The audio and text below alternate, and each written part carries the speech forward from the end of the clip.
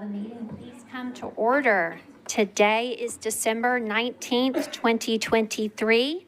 This is the sixth meeting of the current term of the Metropolitan Council of Nashville and Davidson County, and the final meeting of 2023.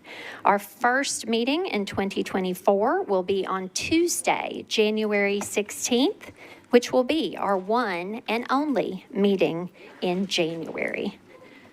Will all members of the council, as well as the public, please rise for the invocation and remain standing for the Pledge of Allegiance. The invocation is being offered this evening by the Honorable Gary Moore. He is the former representative for the 50th House District in the Tennessee General Assembly and a 33-year member of our Nashville Fire Department, retiring from service with the rank of captain. Mr. Moore is the guest of District 1 Council Member Joy Kimbrough. Thank you, Madam Vice Mayor and council members. Madam Vice Mayor, with your permission, would you grant me a moment of personal privilege before I start the prayer? Yes, sir. Thank you, ma'am. I would like to announce that this year, in December the 11th, my first great-grandchild was born, but unfortunately passed away this same year, December the 12th. His proud parents was Courtney Lee Moore Best and her husband Ty Best. The child lived only a very short time, but he left this earth knowing that he was dearly loved. And I appreciate and thank God for that moment that those two children were able to have with that child that they loved so dearly. And another thing, Madam Vice Mayor, old habits are hard to break, but when the redistricting took place, I was extremely disappointed. I lived in Jordan just about my whole adult life in District 1. And all of a sudden, I find myself in District 10. But God, in his infinite wisdom, knew exactly what he was doing, because I am very fortunate, and the community of Jordan is very fortunate to have not one, but two representatives representing their community. And that is, of course, District 1 Council Lady Joy Kimbrough, my Council Lady, District 10, Jennifer Frinsley Webb. And so we have two advocates, so we were very fortunate there, and I thank God for that. And also, if you would, bow your heads, and I'll start the prayer. Thank you very much. Gracious and almighty God, as we enter your presence, Lord, let us enter giving you thanks. We have much to be thankful for, Lord. We thank you for this day. We thank you for each and every member of this council, Lord, who have sacrificed for themselves and their family to represent this city. We thank you for the mayor and his staff and the work that they do, Lord, to move this city forward. And God, we pray that you will protect the first responders as they protect the citizens of this city. And never forget the rank and the backbone of this city is the workers, the general government employees who keep the streets moving, who keep the sewage going, who keep the garbage picked up, who keep the street lights on. They keep us, the city, moving. And we thank you for them, Lord. And God, as this is our last council meeting of this year, and we move into the year 2024, let us move in with hope. Hope that we will be able to address the homelessness in this city, Lord. And homelessness goes beyond just housing. There's a bigger problem, Lord, and we need to address it. It is our hope, God, that you will help this council address those issues in the year 2024.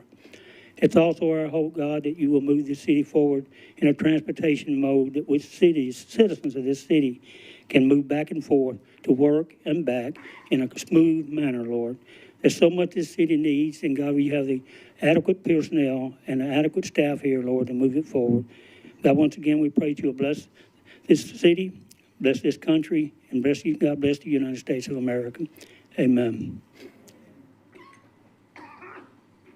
I pledge allegiance to the flag of the United States of America and to the republic for which it stands, one nation, under God, indivisible, with liberty and justice for all. You may be seated, and thank you, Mr. Moore, for solemnizing our proceeding with your invocation. I want to likewise acknowledge the devastation of the tornado that struck Nashville and our neighbors in Hendersonville and Clarksville and other communities just a little over a week ago.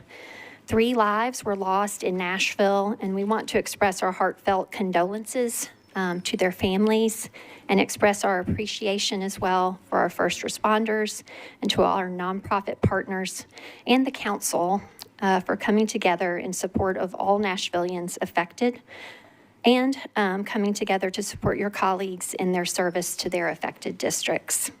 Council members Gamble and Hancock and Webb have been working especially hard, supported by many members here in delivering hot meals, canvassing with Spanish language materials, leading brush cleanup crews, training to lead those crews, and providing translation services. Councilmember Hancock reached out to Amqui Elementary, where some 20 families were affected, to organize a specific fundraiser for that school community. And this council quickly raised over $1,000 to sponsor a child's needs and some $400 in gift cards for groceries for those families. So I do thank you all for your generosity and for the generosity of all Nashvillians who are coming together at this time. I appreciate Public Health and Safety Chair Evans for compiling feedback from council members and from our nonprofit partners about our city's disaster response to this tornado, what is working and what needs improvement. We have sadly had to respond to a daunting number of impactful disasters in Nashville in just the last 4 years.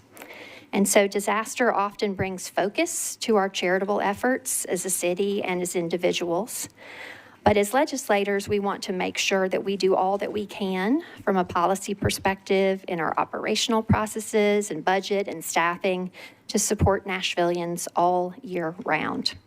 So we know our schools are important hubs of community support, and as such, I want to thank all members who joined Chair Porterfield and I for the Budgets and Beyond School Board and Metro Council, strengthening and supporting MNPS together. I want to express my appreciation to School Board Chair Rachel Ann Elrod and all our elected school board colleagues for welcoming us to their facility week before last. In the coming weeks, we'll be sharing with you all the materials, council members, that were presented at that session. Ms. Elrod and our school board colleagues pulled together a really helpful presentation, and so we'll get that up on our resources page for the community as well.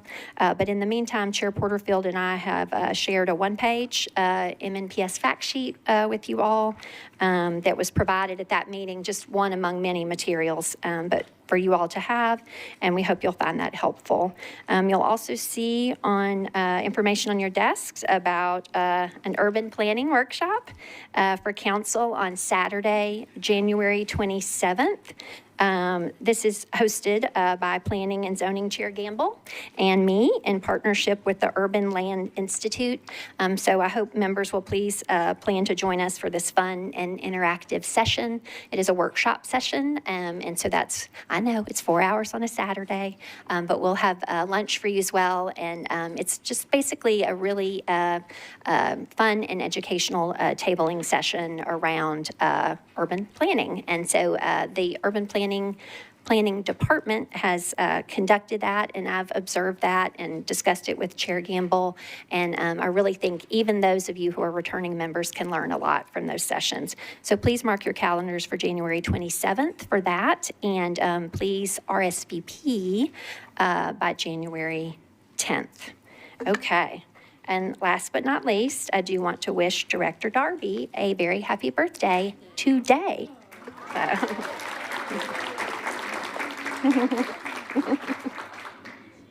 You all may have at some point the special privilege of being here on your birthday. It has happened to me a few times. So, okay. With that, our roll call. Without objection, we will suspend the calling of the roll and ask the clerk to record the names of the members present throughout the meeting. Is there a motion for adoption of the minutes from December 5th, 2023? Okay, motion properly seconded. Without objection, the minutes of the meeting of December 5th are adopted. Mr. Clerk, are there any messages from the mayor? There are no messages from the mayor. Thank you, Mr. Clerk. Okay. So now we are moving into Section E of our agenda, elections and confirmations, but we only have confirmations this evening. So for all our appointees, we appreciate your patience to proceed through our agenda in a timely fashion. So subsequent to your confirmation vote, if you will please remain with us, and then we will recognize you all together at the end of this portion of our agenda.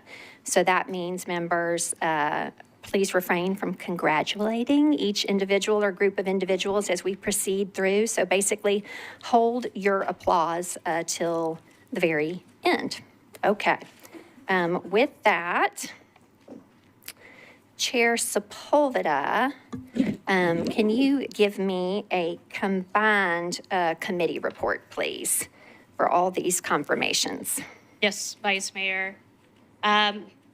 Rules and confirmations and public hearing had several people before us. We do have a couple of deferrals. Do you want those deferrals taken up at the same time? We're going to take those deferrals in a single motion. So if you want to maybe convey your report on the items that were not deferred, and we can separate it in that fashion. All right, for the Airport Authority reappointment of Mr. William H. Freeman for a term expiring on January 1st, 2031. Rules voted 7 in favor, 0 against, 0 not voting. For Arts Commission, appointment of Mr. John P. Neflin for a term expiring on January 1st, 2027. Rules voted 7 in favor, 0 against, 0 not voting. For the Convention Center Authority, reappointment of Mr. Robert Davidson for a term expiring on September 30th, 2027. Rules voted 7 in favor, 0 against, 0 not voting. For the Emergency Communications District, reappointment of Ms. Ruby Baker for a term expiring on February 14, 2028. Rules voted 8 in favor, 0 against, 0 not voting. For the Emergency Communications the Emergency Communications District, reappointment of Ms. Lorinda Hale for a term expiring on February 14, 2028. Rules voted 7 in favor, 0 against, 0 not voting. For the Human Relations Commission, appointment of Mr. Jeff Teague for a term expiring on August 4th, 2025. Rules voted 8 in favor, 0 against, 0 not voting. For the Nashville Music, Film, and Entertainment Commission, appointment of Mr. Jeff Syracuse for a term expiring on June 20, 2025. Rules voted 8 in favor, 0 against, 0 not voting. And with that, I would move approval of the nominees.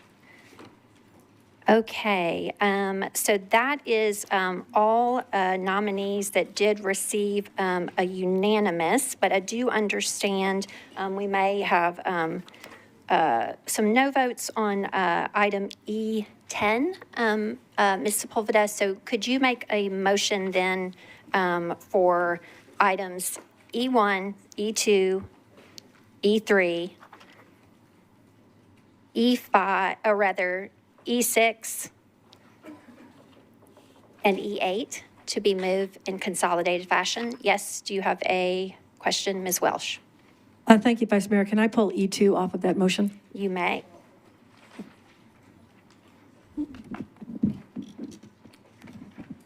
I move for approval of E1, E3, E4, E5, E6, E, and E8.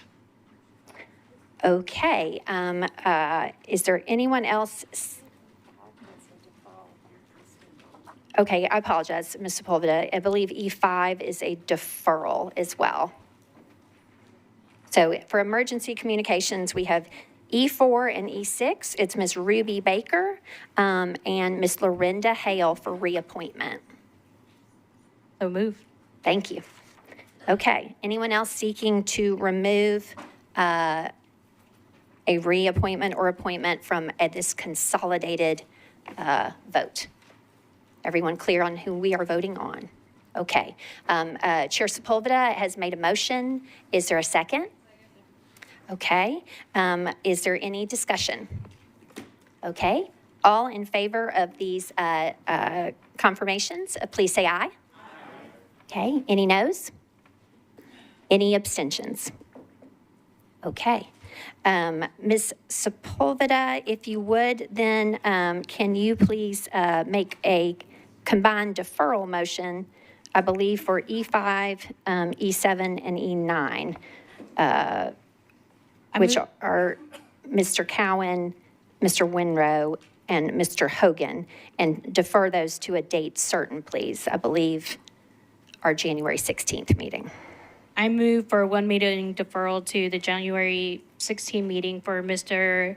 Cowan, Mr. Winrow, and Mr. Hogan. Okay, is there a second for that motion?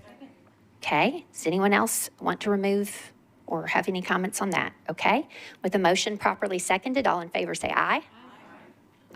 Any noes? Any abstentions? Okay, so those are deferred to the meeting of January 16th.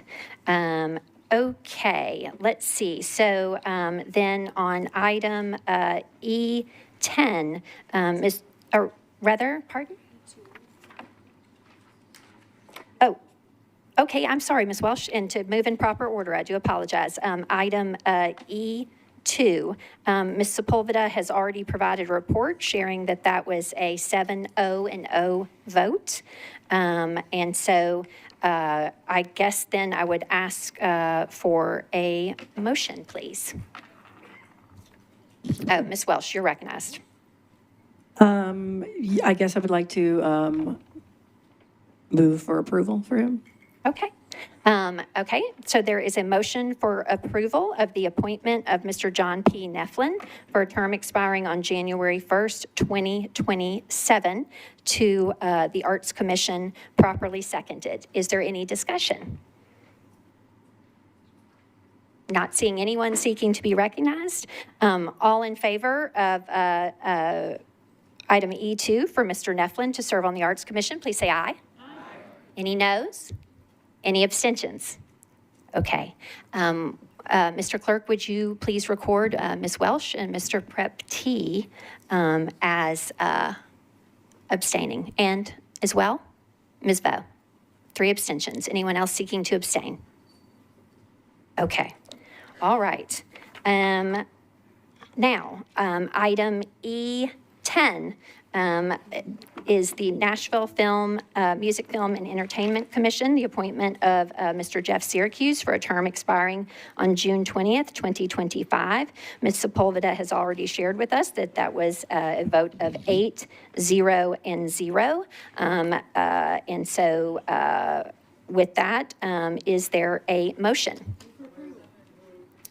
Okay, motion to approve, properly seconded. Ms. Stiles, you're seeking to be recognized. Thank you, Vice Mayor. I wanted to do a roll call vote when we do this. Okay, is there, let's see. Okay, is there a second for the request for a roll call? Okay, how many seconds, please? Anybody, second, third? Okay.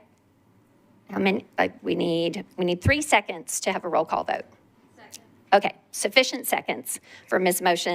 Stiles' motion for a roll call vote on item E10, the appointment of Mr. Syracuse. Okay, so we have a motion and a second. Mr. Clerk, we have a request for a roll call, so if you would please open the machines or the tablets, such as they are. And so, colleagues, the vote is open.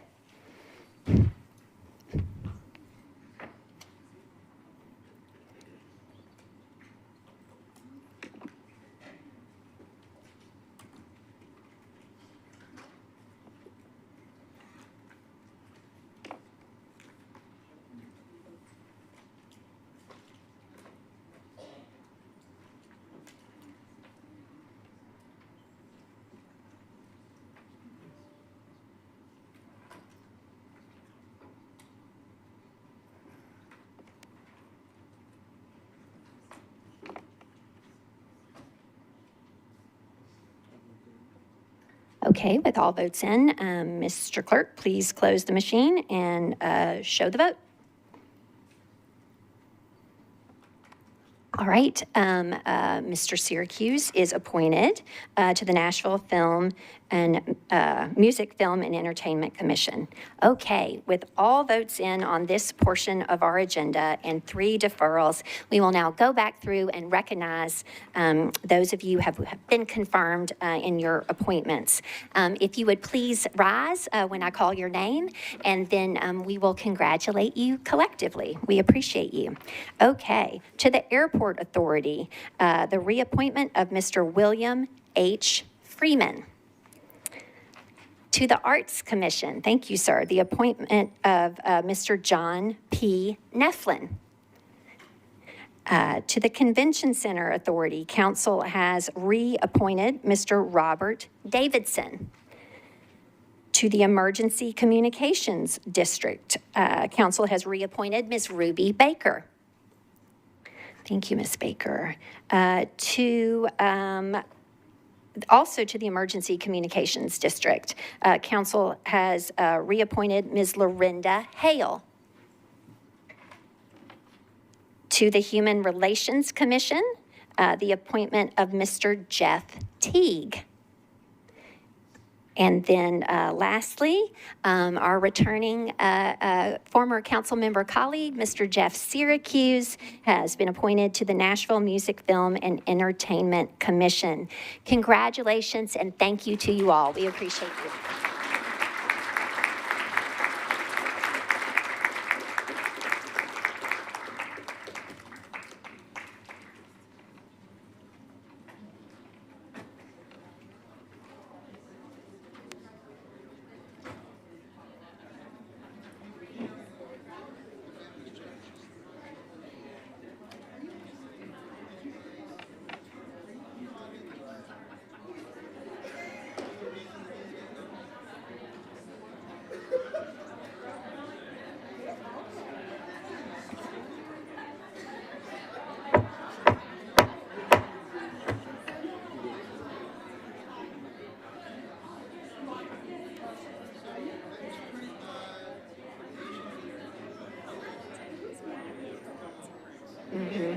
Yeah. Council members, if you'll please return to your seats so that we can move on to public comment.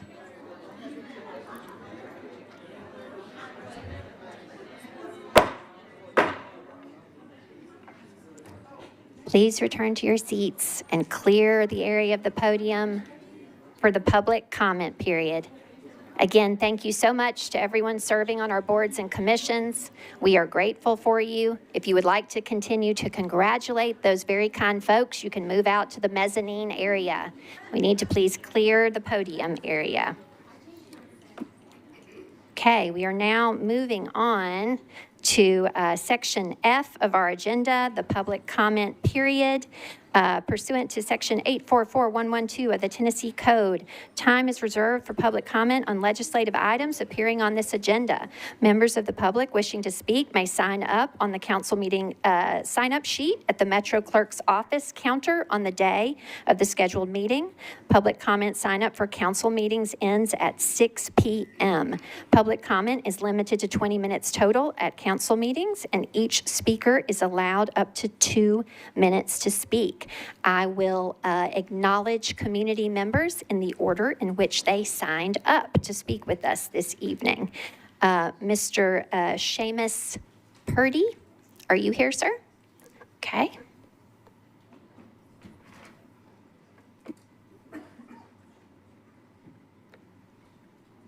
Mr. Purdy, you're recognized. If you would please share the item on which you are speaking, please. Good evening, y'all. Let's talk about Resolution 146. I'm here tonight speaking for the single-parent families, those who work multiple jobs, and those that face the brutality of targeted surveillance. I'm here tonight for those who are over-policed, who must be heard. And I'm here tonight for those who don't have the privilege to be here with us. My first question is this: how would a robot dog have helped when we face Covenant? What about the 2020 protests? These are the traumatic events that are being weaponized to further supply an overfunded department. Please think for a moment about how this grant is being justified in questionable faith. Beyond this, once we have these robot dogs, what guardrails are in place to ensure they won't be used for public surveillance? What about any community oversight on new police technology? Where is a binding agreement that prohibits the robots from being used for any type of force? We have seen these robots used for public surveillance and lethal force in other instances. We cannot have that happen here. I want y'all to keep in mind the LPR saga last year. We, as a city, demanded oversight and guardrails against questionable and potentially dangerous technology, and these robots are included in that. We have seen time after time new technology be weaponized against marginalized communities in this city.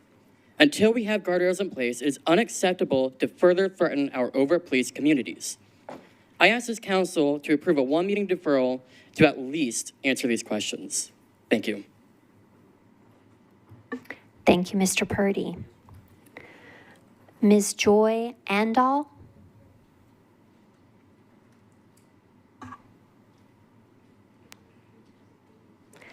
Ms. Andal, let me turn on our second mic. All right, thank you.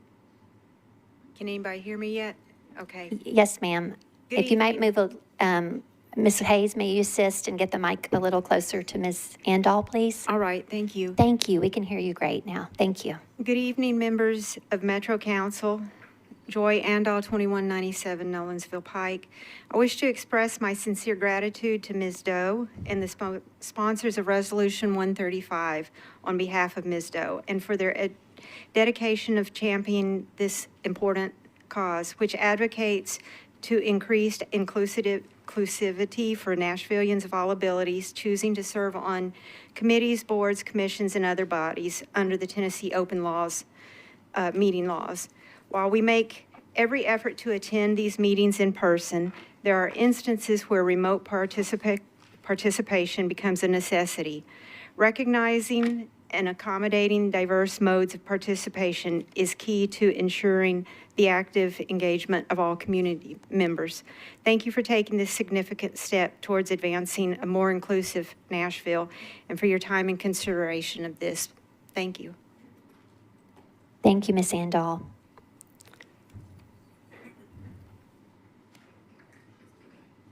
Is Tauhida Mateen here? Ms. Mateen, you're recognized. Yes, thank you. Good evening, everyone. Thank you for allowing me to share some information during public comment. My name is Tahida Mateen. I represent the United States Small Business Administration. And just to get information out there to the community, we are ensuring that people submit their application through FEMA and through SBA. Oftentimes, FEMA will send a letter to the applicant, to the individual, to submit an application with SBA. And we want to make sure that everyone understands, do not skip that step. If for some reason we are not able to help homeowners, renters, or businesses, homeowners or renters with a low interest loan, disaster recovery loan, we will refer those survivors right back to FEMA for additional grant consideration. So my job is to speak at meetings and just to ensure that the community of the community, Davidson County, is aware of all the disaster recovery assistance that is going on. Right now, we do have a disaster recovery center set up. FEMA, along with SBA, are in those facilities at the Public Library Madison branch from 7 days a week, from 9 a.m. to 7 p.m. So for those people who are needing recovery help and they get off work late, you can always go in and get someone to help you through your application process. And also at the Hendersonville Chamber of Commerce, there is an SBA-only business recovery center that's open at the chamber there. And I do want to mention for those people listening and to the survivors, you do not have to be a business to get help at the Business Recovery Center. I am in touch with the mayor's office, and we are, working on a promo video to get information out there to the public as well. But I wanted to make sure that I addressed everyone at the meeting, and for those watching and those in the audience do have that information. And with that being said, that is all that I have this evening, and thank you so much. Thank you very much, Ms. Mateen. Ryan Dickerson.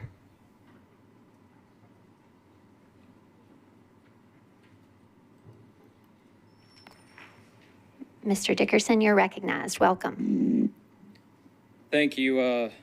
I'm here today with the Party for Socialism and Liberation to support the sponsorship and support of a resolution for a ceasefire in Gaza, as well as the end of all U.S. support to Israel.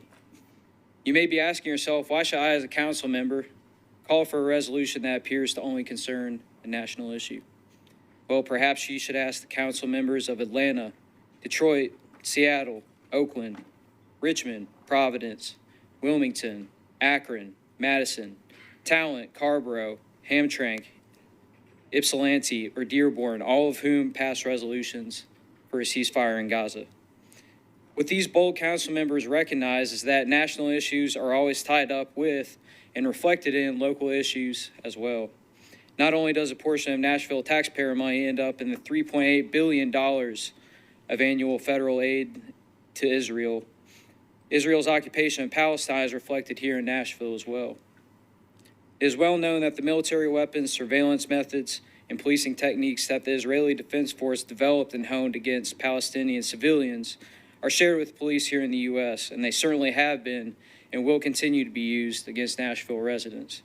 I ask, what kind of housing, healthcare, transportation, or other means of construction of human life could you provide with the millions that are otherwise earmarked for the destruction of human life here and abroad? Putting aside the obvious moral quandary of inaction in the face of constant violations of a genocide recognized by the United Nations, you'll continue to face pressure from your constituents here in Nashville as the brutality and absurdity of the occupation continues to heighten.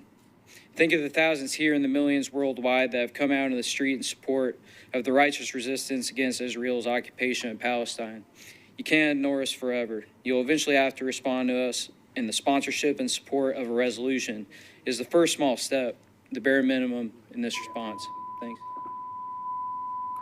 Thank you, Mr. Dickerson. Mr. Tristan Johnson.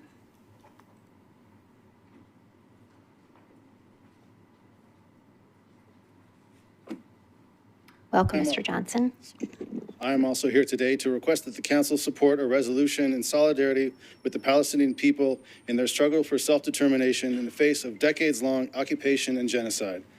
I am here addressing a legislative body, and as such, I will employ a legalistic type of argumentation. Though in so doing, I do not concede that any peoples are constrained by such liberal legal frameworks and that the right to resist occupation and genocide is fundamental and need only be asserted by people subject to occupation and genocide in order to be legitimate. The United Nations and the world community have all understood Palestine to be under direct occupation since at least the 1967 Six-Day War. The Geneva Conventions, as well as multiple UN resolutions, quote, affirm the legitimacy and struggle of people for independence, territorial integrity, national unity, and liberation from colonial and foreign domination and foreign occupation by all available means, including armed struggle. Through the Supremacy Clause of the United States Constitution, the international treaty has the force of law within the United States. Because you council members have all sworn to support the Constitution, you therefore have an obligation to support the rights of Palestinians to resist occupation. It is incumbent upon all the members of this council then and the United States itself to honor these oaths and to condemn the genocide for which the United States is currently providing material support. We demand that the U.S. stop giving military aid to Israel and call for an immediate and permanent ceasefire, after which the Palestinian people should enjoy self-determination while navigating the way forward, free from occupation, domination, and genocidal action. As we have seen from recent UN votes, the world stands with Palestine. The Nashville City Council should as well. Resistance is justified when people are occupied. Thank you, Mr. Johnson. Mr. Craig Botto.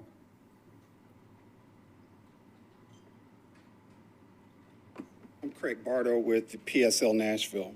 Mr. Bardo, you're recognized. Thank you. I remember how sad and then how outraged I was hearing accounts about Anne Frank and reading Elie Wiesel's Night. The Nazi pogrom was so horrific that the definite article "the" has been permanently affixed to it. The definite article "the" and the capitalized H in the Holocaust conveyed that these atrocities were singular in their cruelty. I wondered, how could these things happen? Yet, in an American context, many atrocities don't get read with the deference due a definite article and a capitalized noun. In an American context, the atrocities some suffer fall short of the dignity of having their stories understood through the lens of human concern. Among those some deem unworthy are the people of Palestine, where Zionists, with the support of the West, displaced and dispossessed centuries-long resident populations and subjected them to the brutalities of all settler colonial projects, ethnic cleansing, occupation, apartheid, and now genocide. Last week, 153 of 193 nations of the UN voted to demand a ceasefire in Gaza. Only 10 objected. People of consciousness around the world know what they're witnessing, despite the effort to conflate Zionism with Judaism and the more recent effort to pinkwash Israeli barbarism. Ordinary people are in the streets all over the world, including here in Nashville, protesting the degenerate actions taking place against a captive people. Metro Council should join these protests. One among you should sponsor, and the rest should support a resolution calling for a ceasefire in Gaza. Call for an end to U.S. support of genocide. Call for an end to Israeli occupation and apartheid. From the river to the sea, Palestine will be free. Free, free Palestine. This concludes our public comment. We are now moving on to item G, our consolidated consent agenda. All resolutions and second and third reading ordinances on this agenda are included on the consolidated consent agenda if recommended for approval unanimously by all committees to which the item was referred. Items on the consolidated consent agenda will be voted on at a single time. The item number, along with the resolution and the ordinance number of the items on the consent agenda, will be read by me very slowly. Members of the council may remove any item from the consent agenda by request before the consent agenda vote is taken. Okay.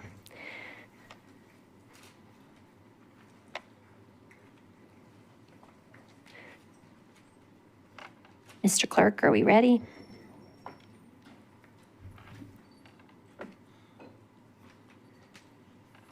Agenda item 1, resolution 2023-131.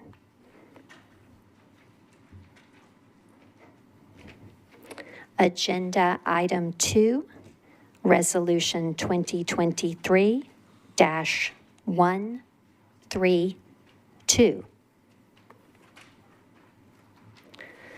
Agenda item 4, resolution 2023-134. Agenda item 5, resolution 2023-135.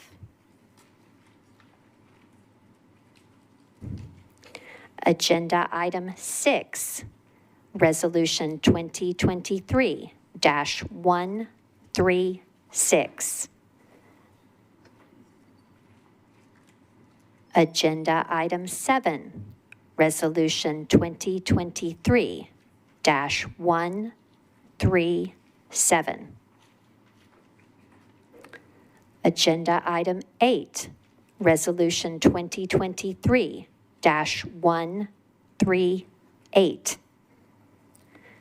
Agenda item 9, resolution 2023-139. Continuing with resolutions on consent or proposed for consent. Agenda item 10, resolution 2023-140. Agenda item 11, Resolution 2023-141. Agenda item 12, Resolution 2023-142. Agenda item 13, Resolution 2023-143. Agenda item 14, Resolution 2023-144.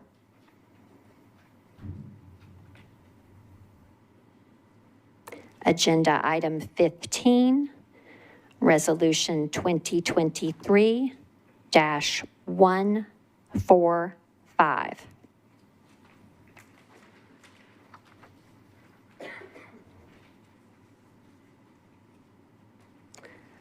Agenda item 17, RS 2023, resolution rather, dash 147.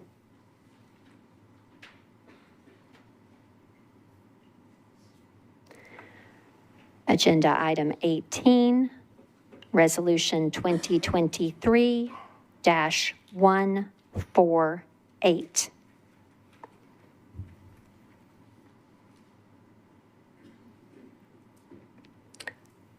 Agenda item 19, resolution 2023-149. Agenda item 20, resolution 2023-150.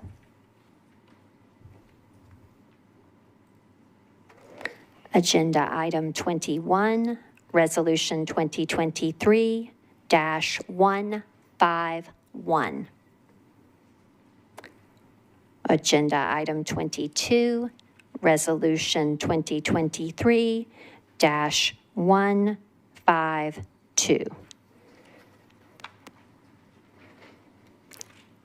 Agenda item 23, resolution 2023-153.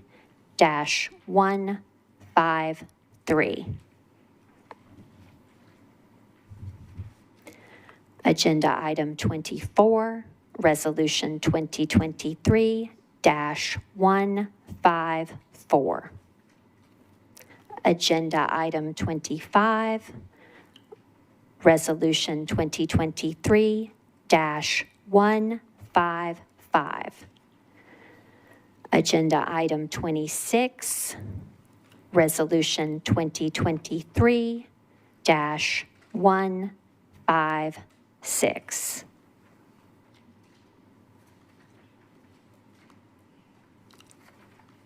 Are there any members seeking to remove items from the proposed consent agenda for resolutions?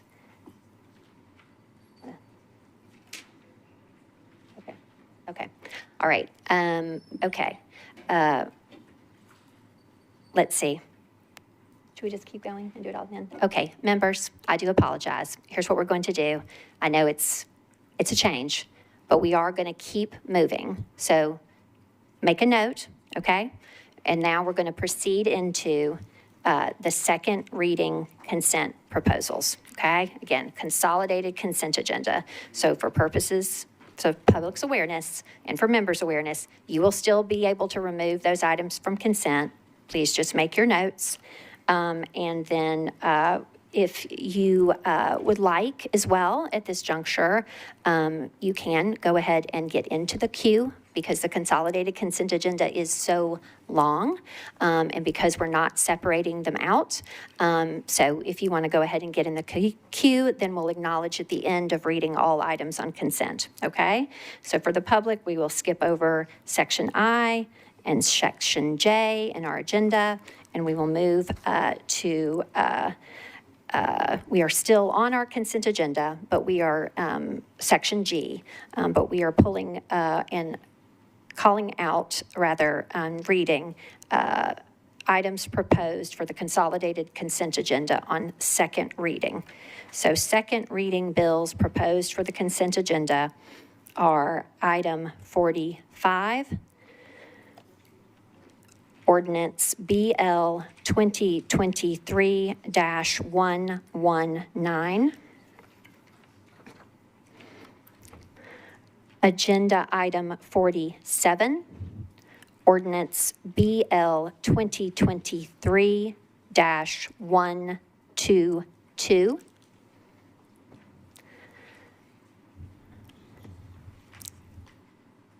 agenda item 48, ordinance BL 2023-123, agenda item 49, ordinance BL 2023-124, agenda item 50, ordinance BL 2023-125, agenda item 51, ordinance BL 2023-126,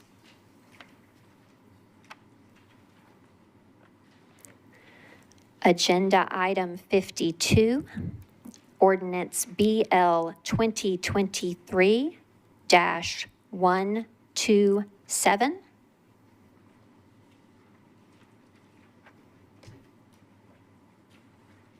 okay, so we're going to keep rolling into items on third reading proposed for the consolidated consent agenda. Agenda item 54, ordinance BL 2023-60.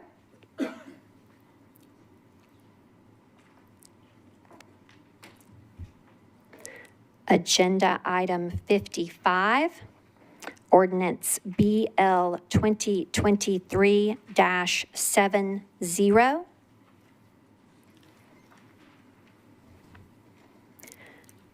Agenda item 56, ordinance BL 2023-91. Agenda item 57, ordinance BL 2023-92.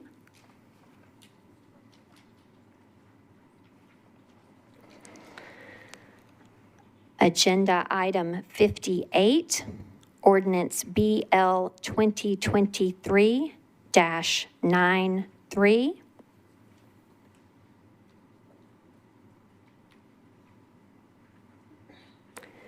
Agenda item 59, ordinance BL 2023-94, 94.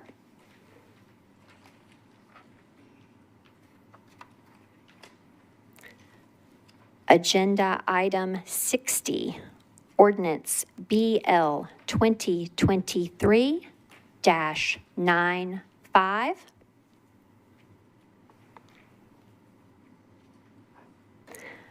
Item 61, ordinance BL 2023-96. Agenda item 62,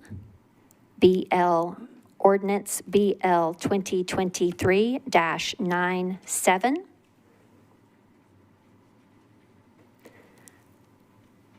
Agenda item 63, ordinance BL 2023-98.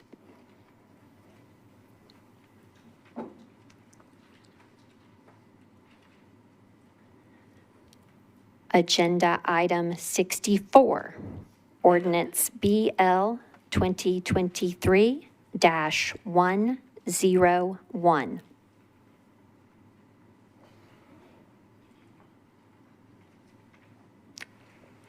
Agenda item 65, ordinance BL 2023-102.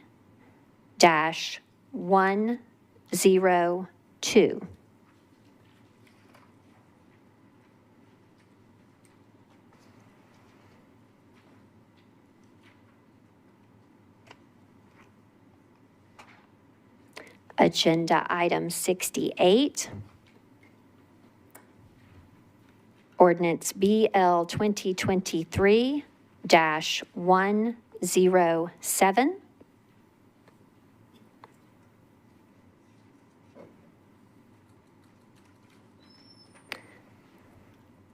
Agenda item 69, ordinance BL 2023-108.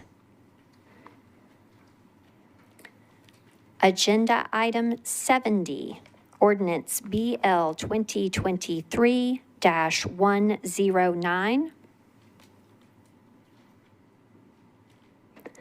Agenda item 71, ordinance BL 2023-112. Agenda item 72, ordinance BL 2023-114. And lastly, among the third reading items proposed for the consolidated consent agenda is agenda item 73, ordinance BL 2023-115. Okay.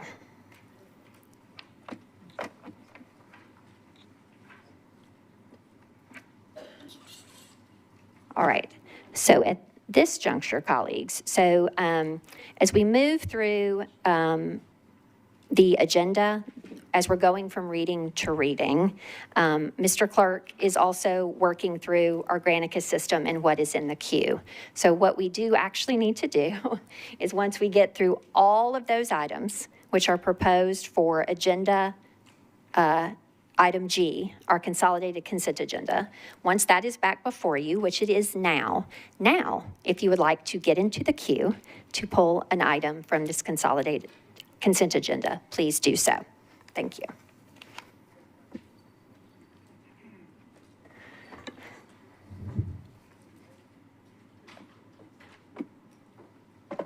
Councilwoman Ewing, you are recognized. Thank you. I'd like to pull RS 2023-135, please. Okay, so that's resolution, it's agenda item 5. Resolution 2023-135. Is that correct, Ms. Ewing? Okay. That's correct. That will be pulled from consent.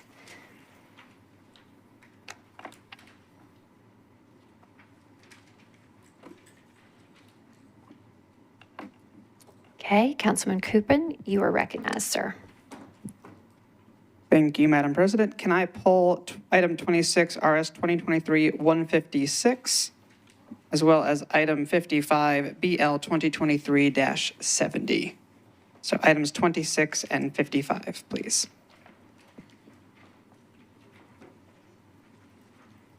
Okay, agenda item 26 is resolution 156. So that will be pulled from consent, as well as, Mr. Coupin, can you tell me the second one again, please? Yes, item 55, BL 2023-70. Okay. That will also be pulled from consent. Okay. Okay, Councilwoman Porterfield, you're recognized. Thank you, Madam Chair. I would like to pull agenda item number 5. My apologies. Agenda item number 5. I'm so sorry, not 5. Number 24, RS 2023-154. Okay. Agenda item 24, RS 2023-154 will be pulled from consent. Okay, Councilwoman Swara, you are recognized. Thank you, Vice Mayor. I'd like to pull item number 45, that's BL 2023-119.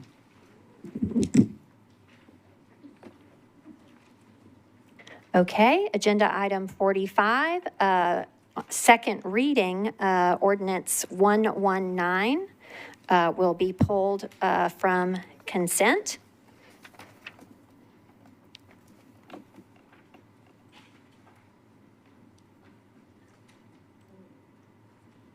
Okay, Councilwoman Hancock, you are recognized. I'd like to pull item 25, resolution 155, please. Okay. Agenda item 25, resolution 155 has been pulled from consent by Councilwoman Hancock. Okay. Are there any other members seeking to be recognized to remove items, whether resolutions, second reading ordinances, or third reading ordinances that have been proposed for the consolidated consent agenda? Okay, seeing none, having read all those items, we will now move to committee reports.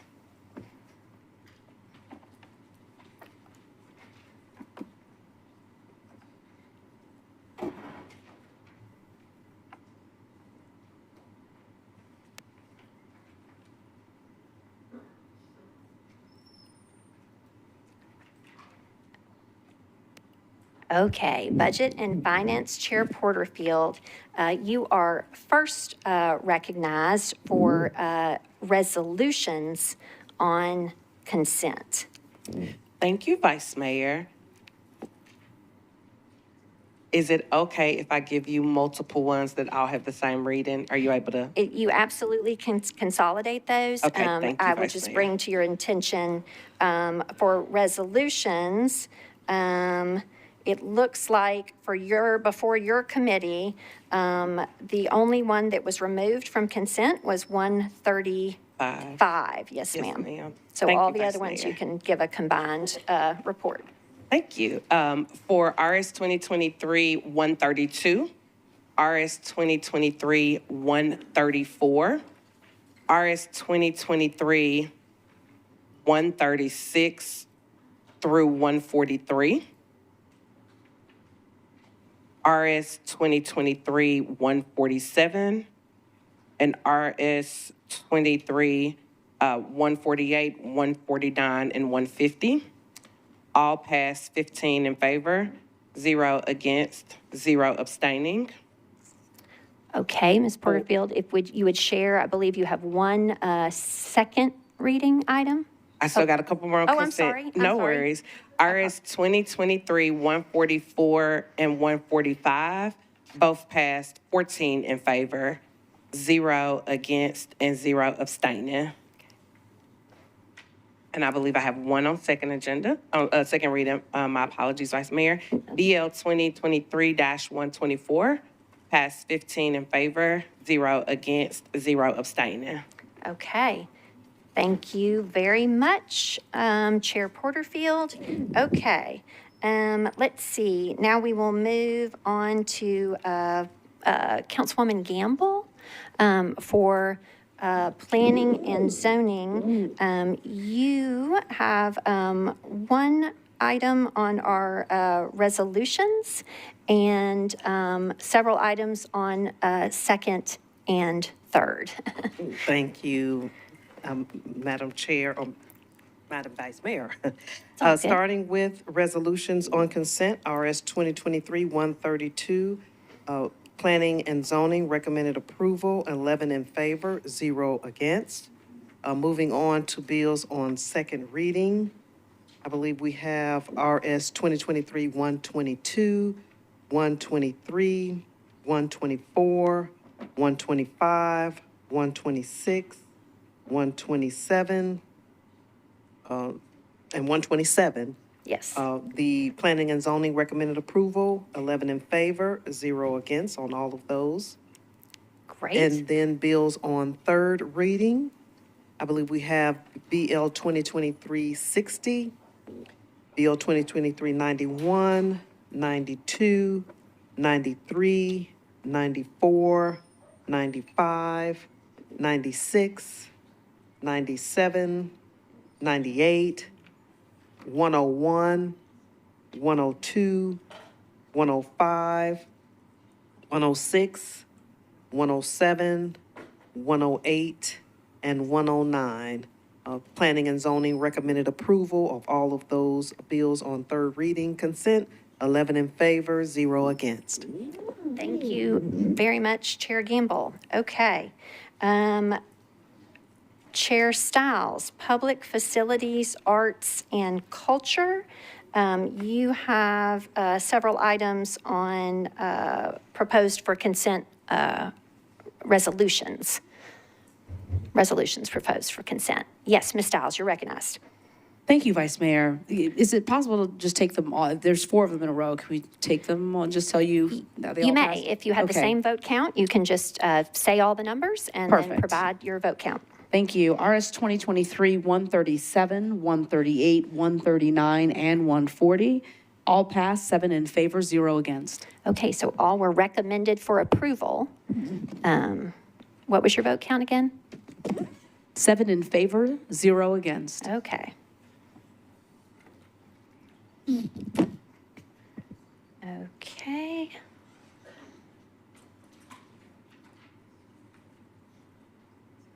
All right, Councilwoman Evans, Chair of our Public Health and Safety Committee. You have several resolutions proposed for the consent agenda. Committee report, please. Thank you, Vice Mayor. Public Health and Safety considered RS 2023-131, RS 2023-143, 144, and 145, and we recommended approval and voted 8 in favor, 0 against, 0 not voting. For what was, do you have a report for 147? Resolution 147? Sorry, yes. That one, we actually had 9 in favor, 0 against, Okay. 0 not voting. Thank you. Okay.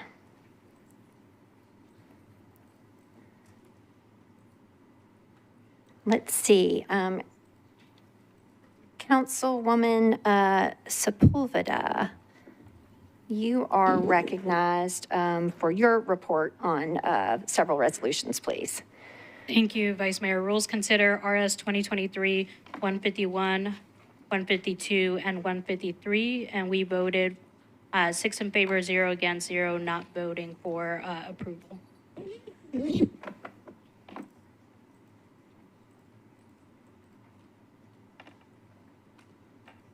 Okay, and last but not, oh, yes, I'm sorry, whoop.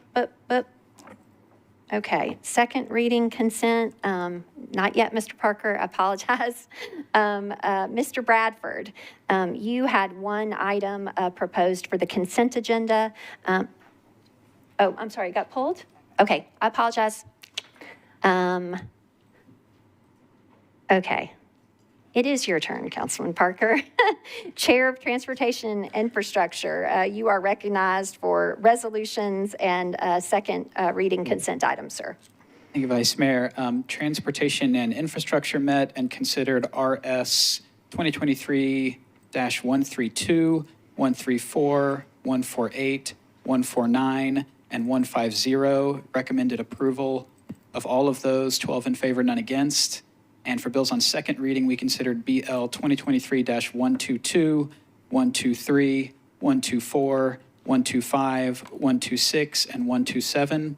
And again, on all those, the committee recommended approval, 12 in favor, 0 against.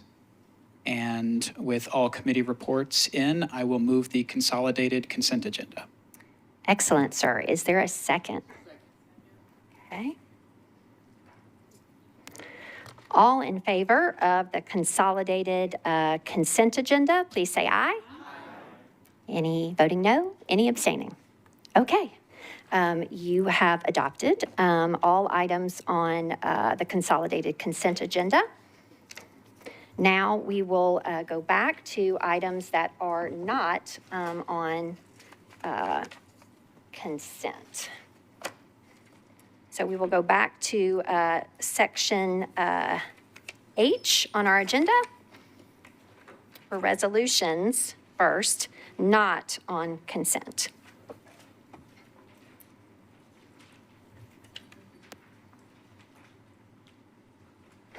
Okay, first among those is agenda item 3.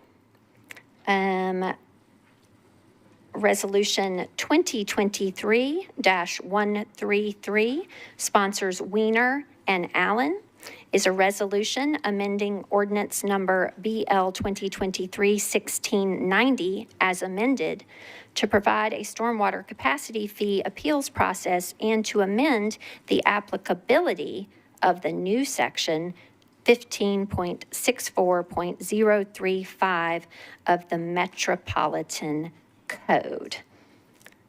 Okay, Ms. Weiner, you are recognized. Thank you, Vice Mayor. Committee reports, please. Okay.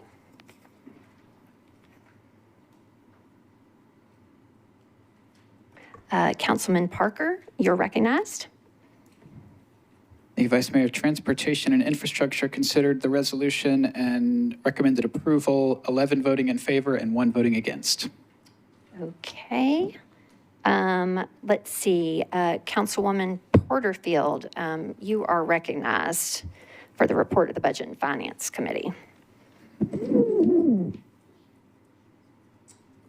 Budget and Finance did not take up RS 2023-133. Did we take up?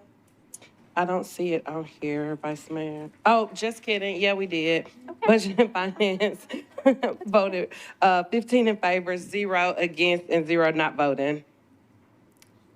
Okay, thank you, Chair Porterfield. Ms. Weiner, it is back to you. There is a late filed amendment. Okay, would you? I would like it's to a move. friendly amendment? It's a friendly amendment, and I wholly support it, and would like to move the bill as amended, the resolution as amended. Okay, first you need to move the amendment, though, and to do so, because it is late filed, so I just want to, so you do seek to move the amendment? I do. And is there a second on doing so? Okay.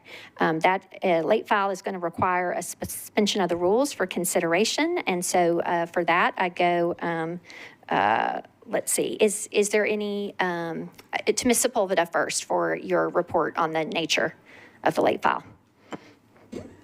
Which number is it? Because I don't see one from Councilmember Weiner. Okay, it's agenda item 3, RS 2023-133. Did you take that up in rules? Yes. Okay. So we had no problem with suspension of the rules. We voted 6 in favor, 0 against, 0 not voting. Okay. With that, is there any objection to suspension of the rules? Okay, seeing none, we're back to you, Ms. Weiner, for a motion on the amendment. The rules are suspended for purposes of considering it. Thank you so much, Vice Mayor. I think I would like to turn the floor over to Councilmember Siegel. That's so that fine. she can share Ms. Siegel thoughts. is the author of the friendly amendment. And so, Ms. Evans Siegel, you are recognized for an explanation of your amendment, please. Thank you. During committee, the process for appeals was explained to us, and after some questioning on the process and trying to understand it, my concern was that the current statute as written and the proposed amendment to the statute both have some slightly confusing language as for 2 grounds for appeal, and so I brought this amendment so that we can clarify that grounds for appeal are solely limited to the square footage calculation and to no other grounds. Okay. All right. So we have a motion and a second for the friendly amendment as described by Ms. Evans Siegel. Is there any discussion on the amendment? Okay, seeing none, all in favor of the amendment, please say aye. Any voting no or abstaining? Okay, so Ms. Weiner, it's back to you for a motion on your bill as amended. Thank you so much. I would like to move the bill as amended, please. Okay, any discussion on the bill as amended? Councilman Parker, you are recognized. Thank you, Vice Mayor. So, and I apologize, some of my questions might be more appropriate for committee, but we were running quite late yesterday and was not able to get to all of them. So, as I understand it, the impetus for this legislation is that folks outside the combined area, I guess I don't really understand the impetus because it's my understanding that the stormwater capacity fees were going into two separate funds. So there's one fund for folks in the combined area that goes to extension and replacement to support the issues that we have in the combined area. And then there's another fund to support stormwater capital expenditures outside of the combined area. So I guess, is anybody here from Development Services or Water that can speak to the issue, I guess, if not, that's... Is there anyone here from the Water Department for purposes of discussion that can speak to this bill or answer questions about this bill? Well, that's, if we don't have any water folks here, I had a question for planning as well. So we got a notice yesterday about a meeting regarding some study, some update to stormwater regs as it relates to development. Can anyone from the planning department tell us how this proposed change would intersect with what we're going to hear on the 30th at that presentation and what that study entails and how it relates to this? Ms. Milligan from the Planning Department, you are recognized. Certainly. So the study is separate from sort of this capacity fee information. The study that we have done was at the request of Councilmember Druffel to look at complaints that were coming in regards to stormwater runoff or stormwater complaints in general, and to try to determine what was the cause of those complaints that we were getting. And so we consulted with an outside engineering firm, did a lot of data analysis. And so the meeting that we are having is to present back the data that we have found in regards to the cause of the stormwater complaints that we have been getting. Thank you.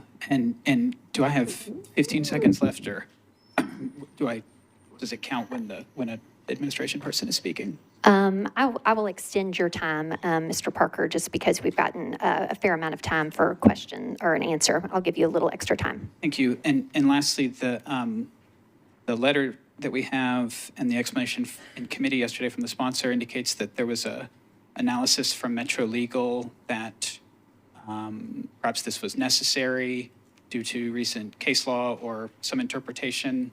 Is that like a formal analysis? Is that available to the body? Anyway, if anyone from the administration table can answer that.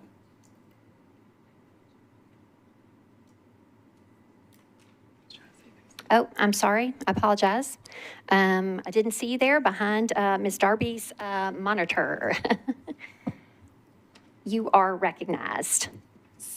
So I can have one sent to you, but I don't have a formal analysis that's been shared with me at this time.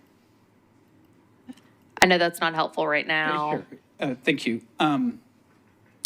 Colleagues, so this original ordinance included provisions that we could amend it by a one reading resolution.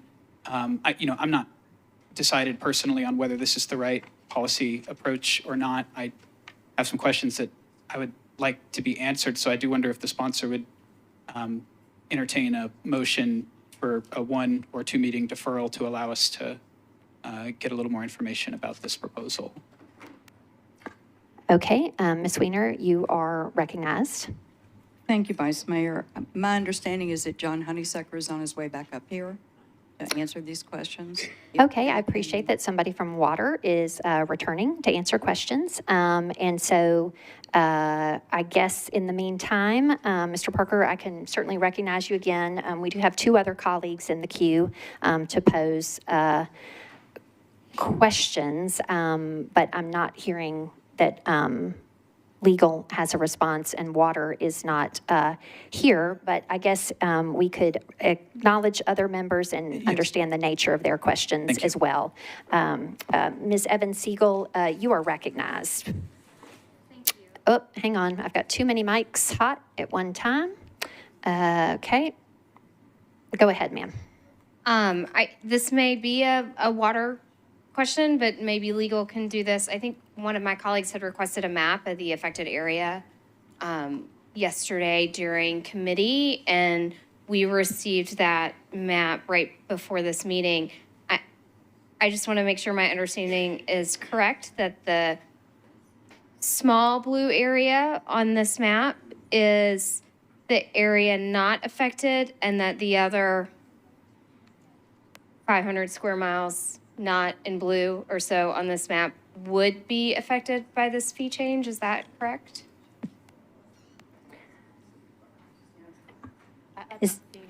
Whatever.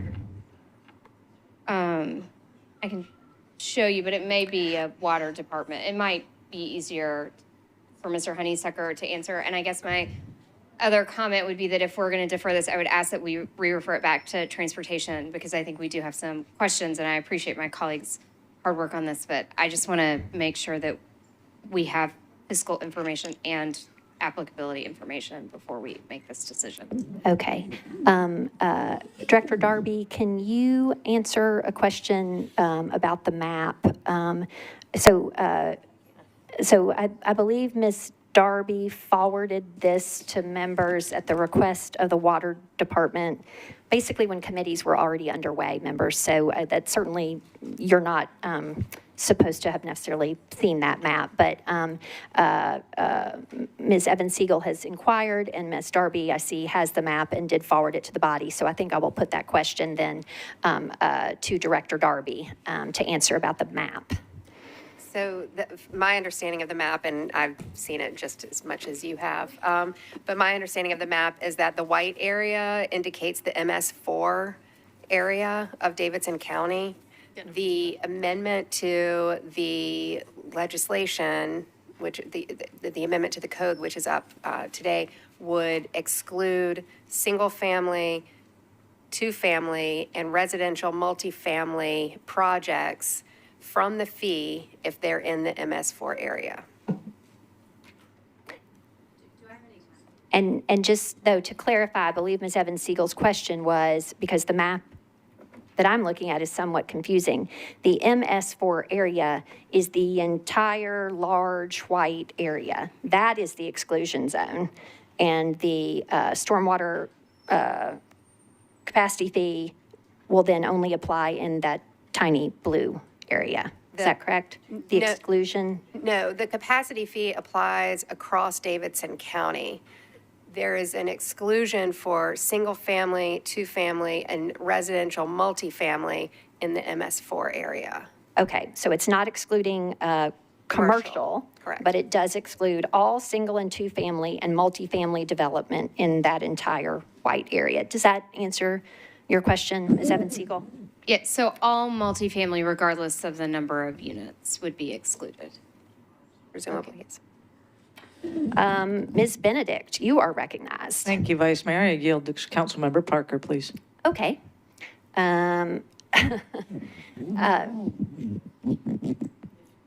If he wants it. Thank you. So I do have, again, I don't really have my mind made up about how I would vote on this today. I have some questions, and I think I would like to have a better understanding of the impact of this before, again, it's a little unusual. It's an amendment by a resolution, which is in the ordinance, the 1690 that passed in March, I think it was. So there's nothing, untoward about it, but this is kind of a one-shot, one-meeting thing. So again, I guess I would just renew my suggestion that the sponsor might entertain a one meeting or two meeting deferral with a referral to committee so we can get the questions answered. I would, and I'll yield my time back to Councilmember Benedict for remaining time. Okay, so Ms. Benedict, that's back to you. Ms. Weiner, Ms. Benedict had yielded time to Councilman Parker, and then I will recognize you after that. Ms. Benedict, you are recognized. Thank you, Vice Mayor. So I would, I think that there's a lot, I think what we're seeing in evidence tonight is that there's still need for discussion on this, and I think the Transportation and Infrastructure Committee would be the right place to have additional discussion, getting a map right before the meeting. I just feel like it's, if it's not going to, well, I guess January 1st is the date. So we do have a concern in that the current legislation is going to go into effect on January 1st. Councilmember, or Vice Mayor, I would ask our legal director, if I may, is it possible to late file an amendment to somehow move that January 1st date right now to January 17th after the first meeting? No. Is there any way to make it not effective January 1st? Ms. Darby, so it sounds like there's several questions in there. Could you first speak to, if this were to pass or were not to pass, what happens on January 1st, and then answer the subsequent question as to amending effective dates, please? So the original ordinance 1690 goes into effect on January 1st. That creates the stormwater capacity fee. And that stormwater capacity fee will be effective on January 1st.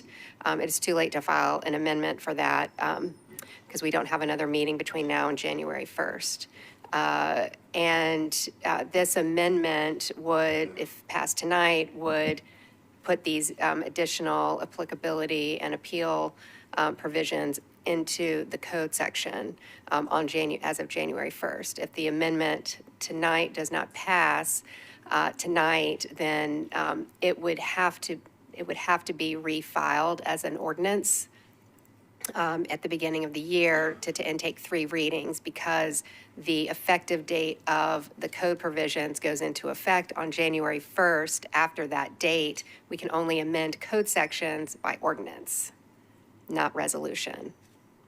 Thank you. And so just to understand correctly, we cannot in any way, shape, or form tonight on the floor try to amend the resolution to make the resolution change the effective date till after January? No. Okay. No, I'm seeing a shaking of the head no.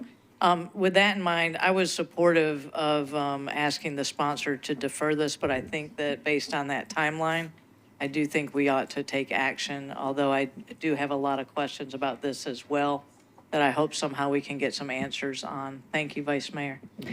Ms. Weiner, I'll let you know that Mr. Honeysucker from the Water Department is back with us, and so he is available should members need to direct questions towards him. So, Ms. Weiner, you are recognized.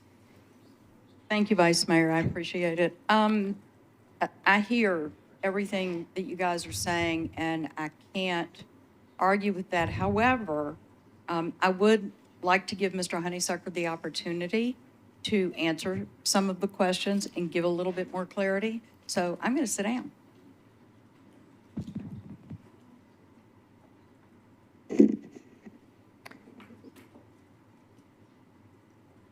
Hang on just a second, Mr. Honeysucker, if you would.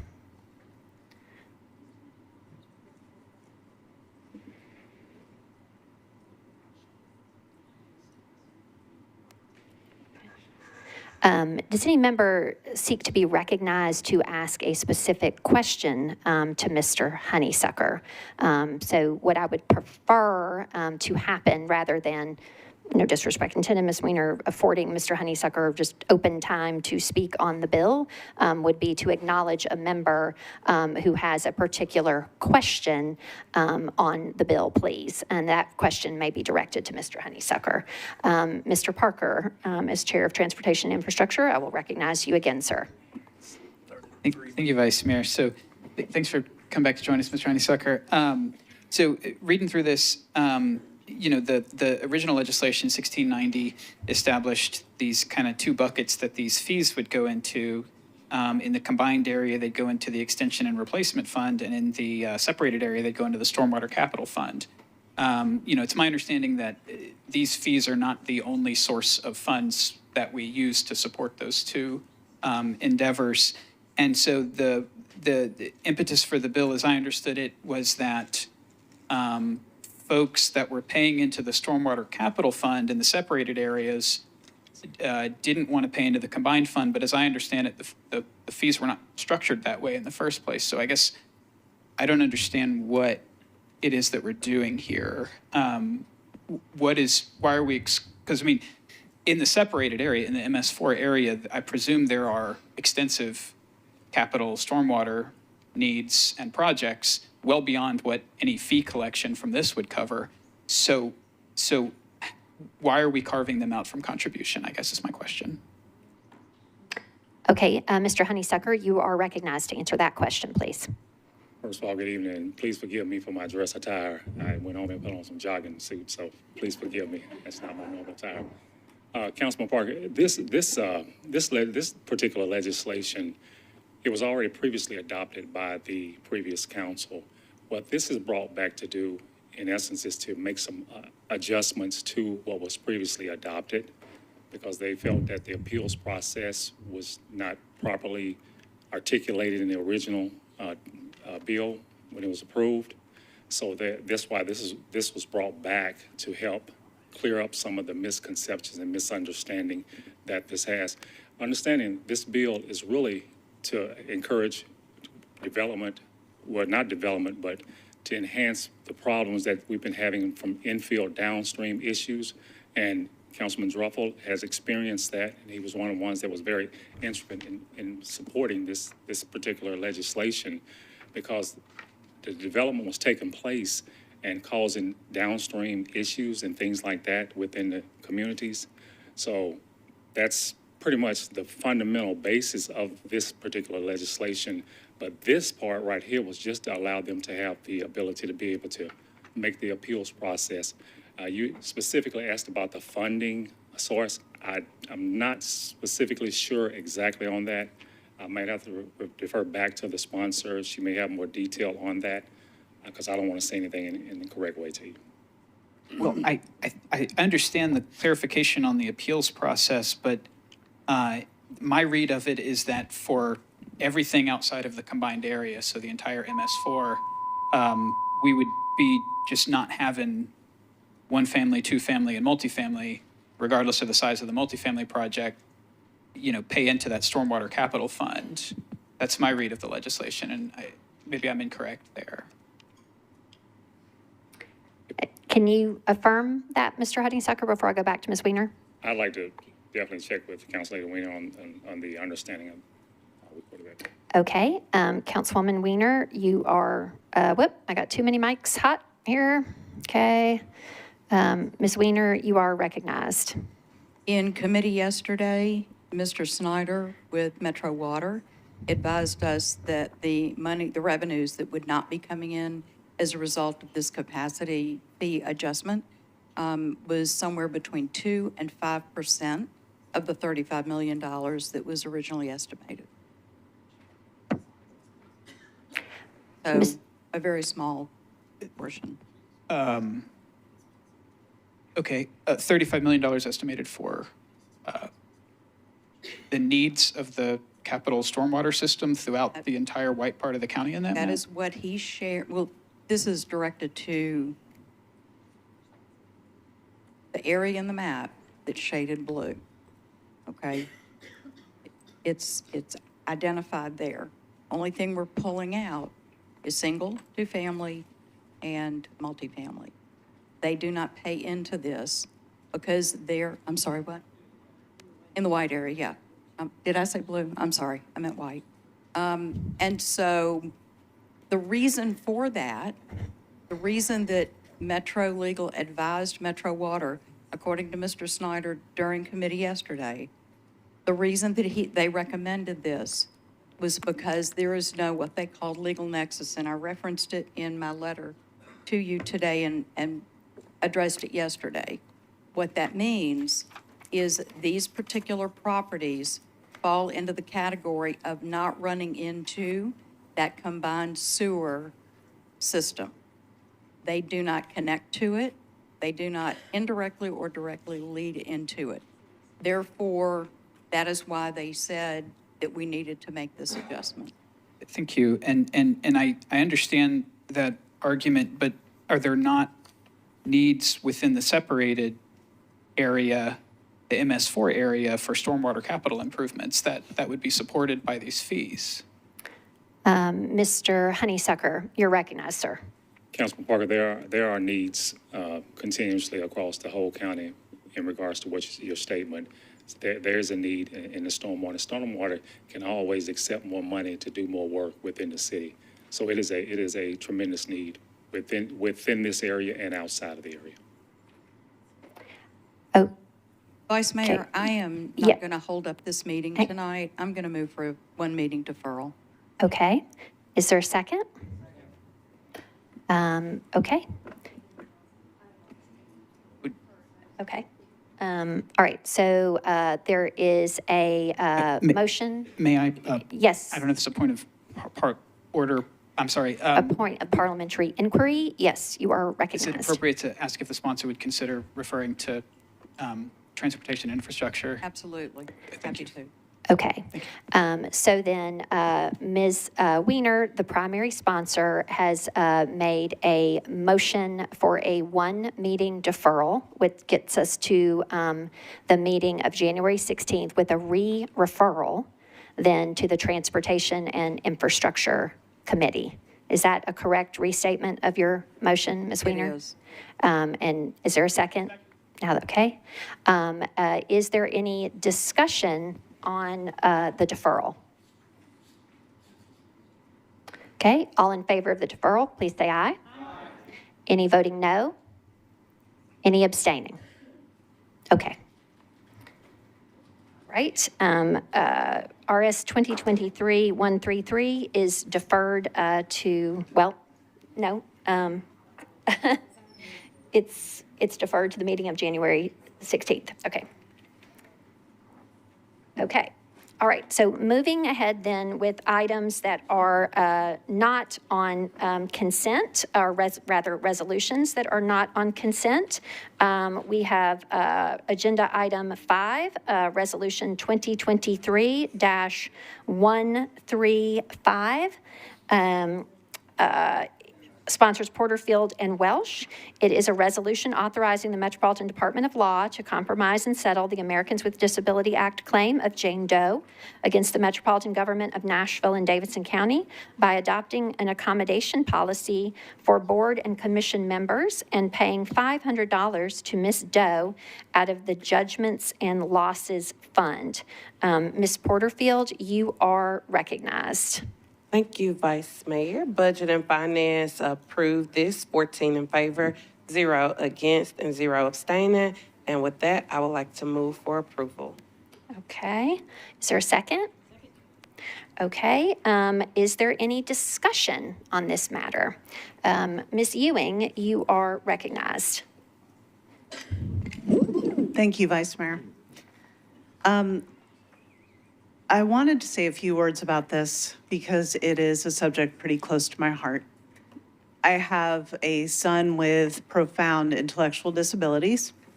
On any given day, he relies on the goodwill, the compassion, the understanding, and open-mindedness of those around him. He also depends on the Americans with Disabilities Act. This law has been in place for quite some time.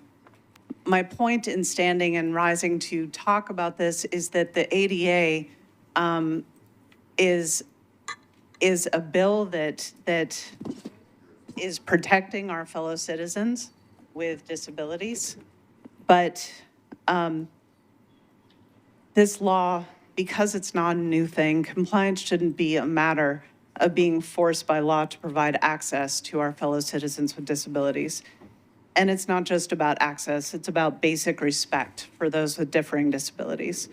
During COVID, it became very clear to to those who were paying attention, that those with disabilities found a silver lining in the fact that we all had to become remote with our businesses, with our activities.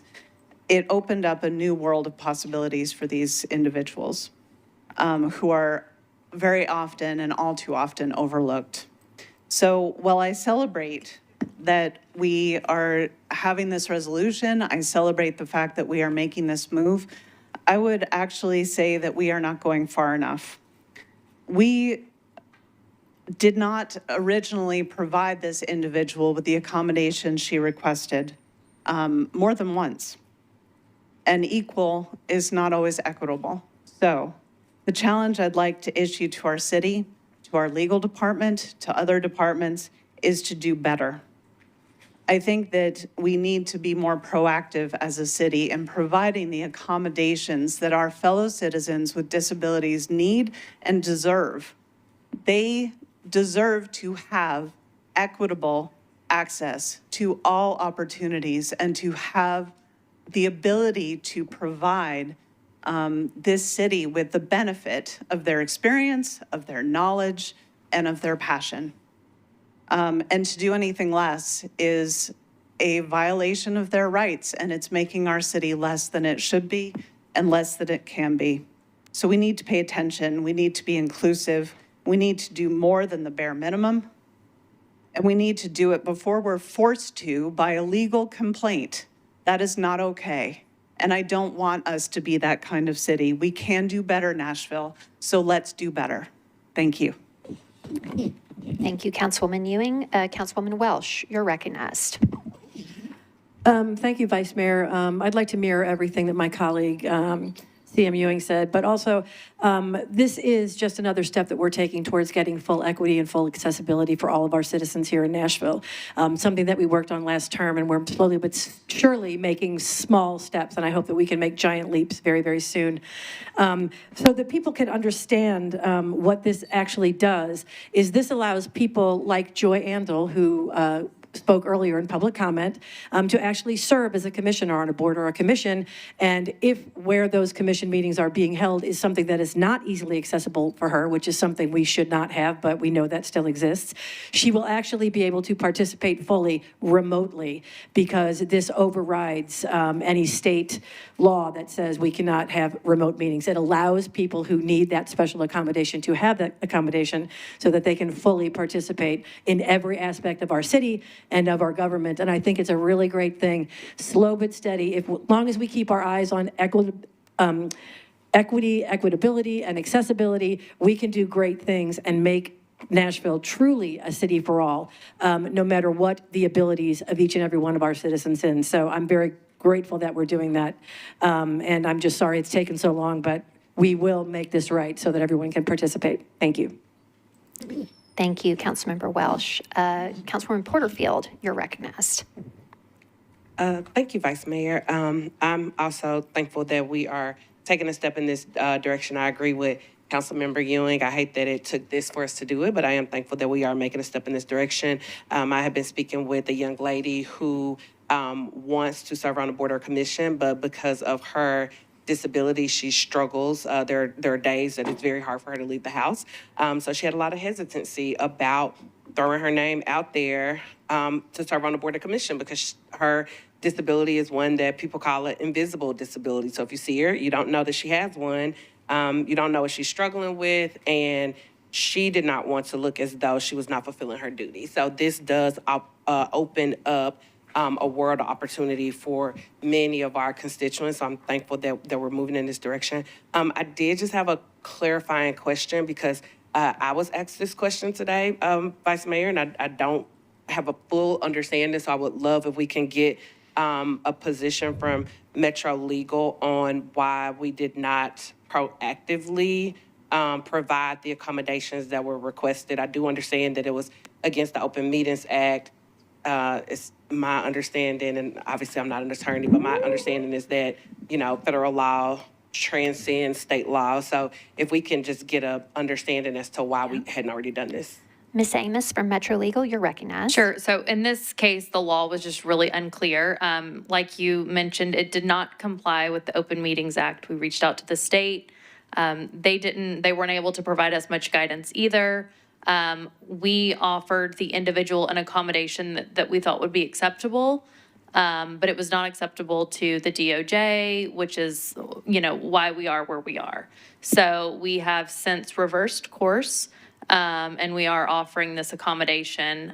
But we kind of went through those steps, but it was not acceptable to the individual. Thank you. Could Metro Legal have provided this accommodation prior to being forced by the DOJ? Ms. Amos? Could we have provided?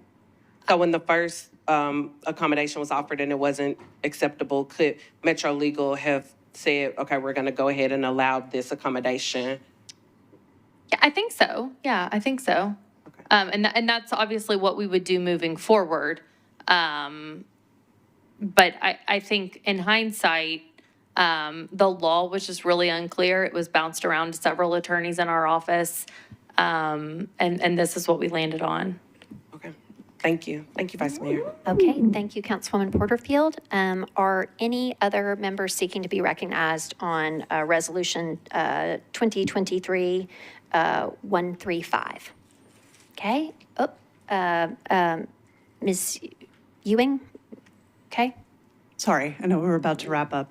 I just had a quick follow-up to CM Porterfield's question to Metro Legal. My question is this: when there is an issue where there's a law or an issue where there's lack of clarity, where does Metro Legal go next? If it goes up to the head of Metro Legal and there still is sort of a gray area and there's lack of clarity, where do we go next? Do we just make, just pick a decision and say, okay, we'll go with that? Or and I'm not trying to be obnoxious. I'm just genuinely wondering, where do we go to get that clarity? Ms. Amos, you're recognized. I think it would depend on the subject matter of whatever the issue was that we were researching at that time. Ms. Amos, can you kind of make a fuller response in this instance, we, I believe that attorneys in our office reached out to the Office of Open Records Counsel, different attorneys at the state level, and we went from there. And in this instance, this particular matter, this was not someone who was on like a Metro board or a commission. It was someone who wanted to participate, a member of the public who wanted to participate in some public meetings, and that's how we got there. Okay, thank you, Ms. Amos. Okay, seeing no other members seeking to be recognized and with a proper motion and a proper second, all in favor of Resolution 135, please say aye. Any voting no or any abstaining?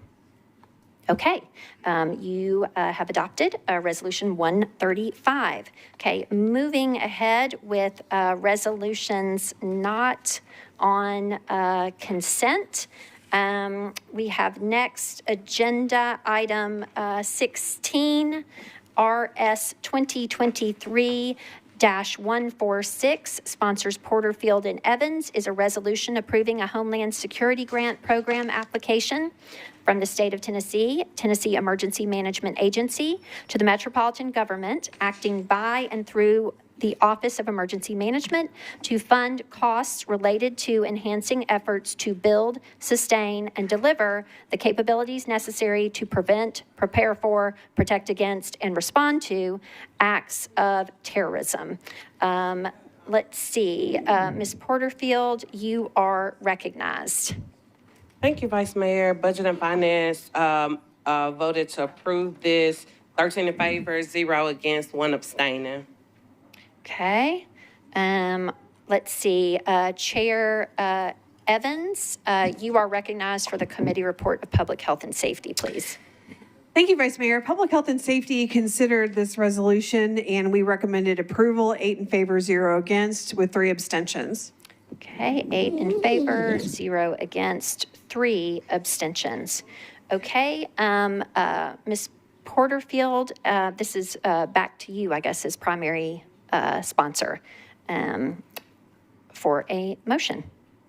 Thank you, Vice Mayor. I am going to move for approval. I do have some comments, but I will hold mine until later, if that's okay. Okay, there's a motion for approval. Do I hear a second? Okay, and now we are on to discussion. The primary sponsor has indicated she wants to reserve her time till the end of that. Ms. Ewing, are you seeking to be recognized on this resolution, 146? Or, okay, so, that's, if we'll clear that out of the queue. Ms. Hancock, are you seeking to be recognized on this resolution? Okay. Mr. Prepti, are you seeking to be recognized on this resolution? Yes. Okay, go ahead, sir. Thank you, Madam Vice Mayor. In committee, we had a couple of questions that we told that OEM would be seeking to get some clarification on. If I could have an indulgence to ask Captain Young those follow-up questions. I mean, you may always ask a question of the administration. So if you would please just pose your question, and then I will recognize the representative from the department. Okay, thank you, Madam Vice Mayor. My first question is with regards to this specific grant. There's a provision in it that allows for training and cooperation as it relates to DHS's and ICE's 287G program. Currently, MNPD is not participating in that program. However, if we accept this grant, will it then require MNPD to participate in the 287G program? Okay, you've heard the question. Does the administration desire to respond through the legal department or through an MNPD representative? Who is here to respond to Councilman Prepti's question, please? Is there a representative from MNPD? Oh.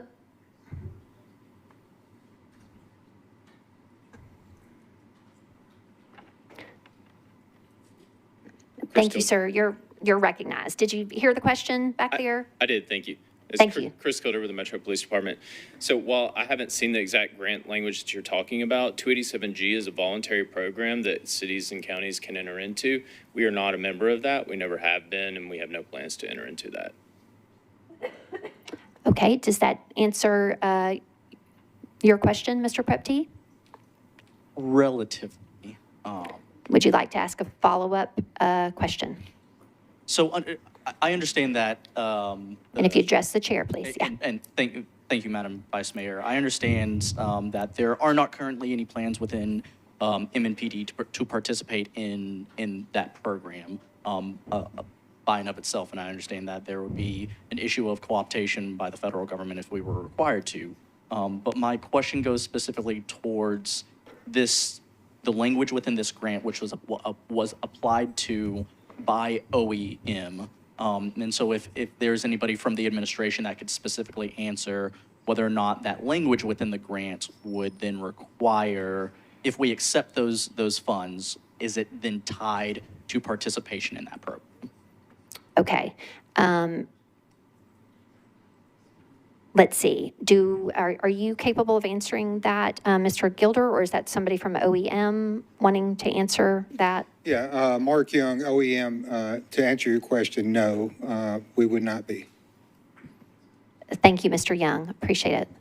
And I see that my time is up. I do have some follow-up remarks, but I will allow other council members in the queue to take up. Okay, I appreciate that, sir. Ms. Gadd, you are recognized, but hang on, give me a minute. Yes, ma'am, you're recognized. Thank you, Madam Vice Mayor, Madam Speaker. This is a question for the sponsor of the legislation. I was wondering if we could consider, I've got a few questions and concerns that, although I wasn't able to be a part of the full body of the committee that reviewed this, I would hope that perhaps we could seek a deferral. There are a few questions I have that I think are probably easily answered, but specifically on the robotic program and some other areas that, that this covers. So that is a request I would make of the sponsor. I would hope it's a friendly request, but I would love that consideration. Thank you. Okay, Ms. Porterfield, you're recognized to respond to that. Thank you, Madam Chair. I would definitely be supportive of a one-meeting deferral with a re-referral back to Public Health and Safety if it pleases the council member. Okay, well, you've heard that from the primary sponsor, but somebody needs to make a motion, or we can wait for further discussion. There are quite a few members in the queue. You have the floor, Ms. Gadd.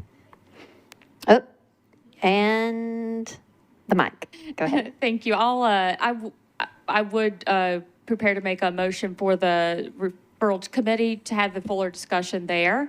I don't want to cut conversation off, but I will go ahead and make a motion for that. And please feel free to vote against that if you're not supportive of it. But I'll make a motion for the referral to public. So you are making a motion for a one-meeting deferral with a re-referral to which single committee? I believe it's public health. Okay, so Ms. Gadd has made a motion for a one-meeting deferral. That would be to the meeting of January 16th with a re-referral to Public Health and Safety. Is there a second for that motion? Okay, properly moved, properly seconded. Our discussion is now on the motion for deferral. Mr. Nash, do you seek to be recognized on the motion for deferral? You're recognized, sir. Thank you, Madam President. I would speak against the deferral. We had a lot of discussion during committee. If there's questions about the capability of this robotic dog, it's not going to be used for surveillance. It's not going to be weaponized, period. Full stop. In regards to 287G, the police department's never participated in the 287G program. The sheriff's department did for a short while. And then in response to many concerns from the community about that program, they have discontinued participating in that program now for several years. This is technology that we need. I'm not sure why everything that comes up with the police department gets 1,001 questions. And some of them, quite frankly, kind of off the charts in my humble opinion. And it's time that we kind of get serious about our safety here. And I will let the others speak to personal issues that they've had to Mr. deal Nash, with. let's stay on the deferral, please, sir. I'm speaking against it. Okay. Ms. Weiner, do you seek to be recognized on the deferral motion? I do, Okay, Vice you're Mayor. recognized.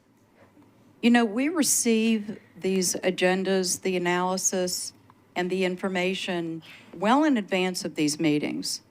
We have the opportunity to vet the information, to call our contacts at any of a variety of metro departments. And yet what I continue to hear and what I hear tonight again is, well, let's just defer it. Guys, and I shared this earlier, and I'm gonna do better and not lose my composure this time. But Sunday, my grandson spent the night, or Saturday night, my grandson spent the night.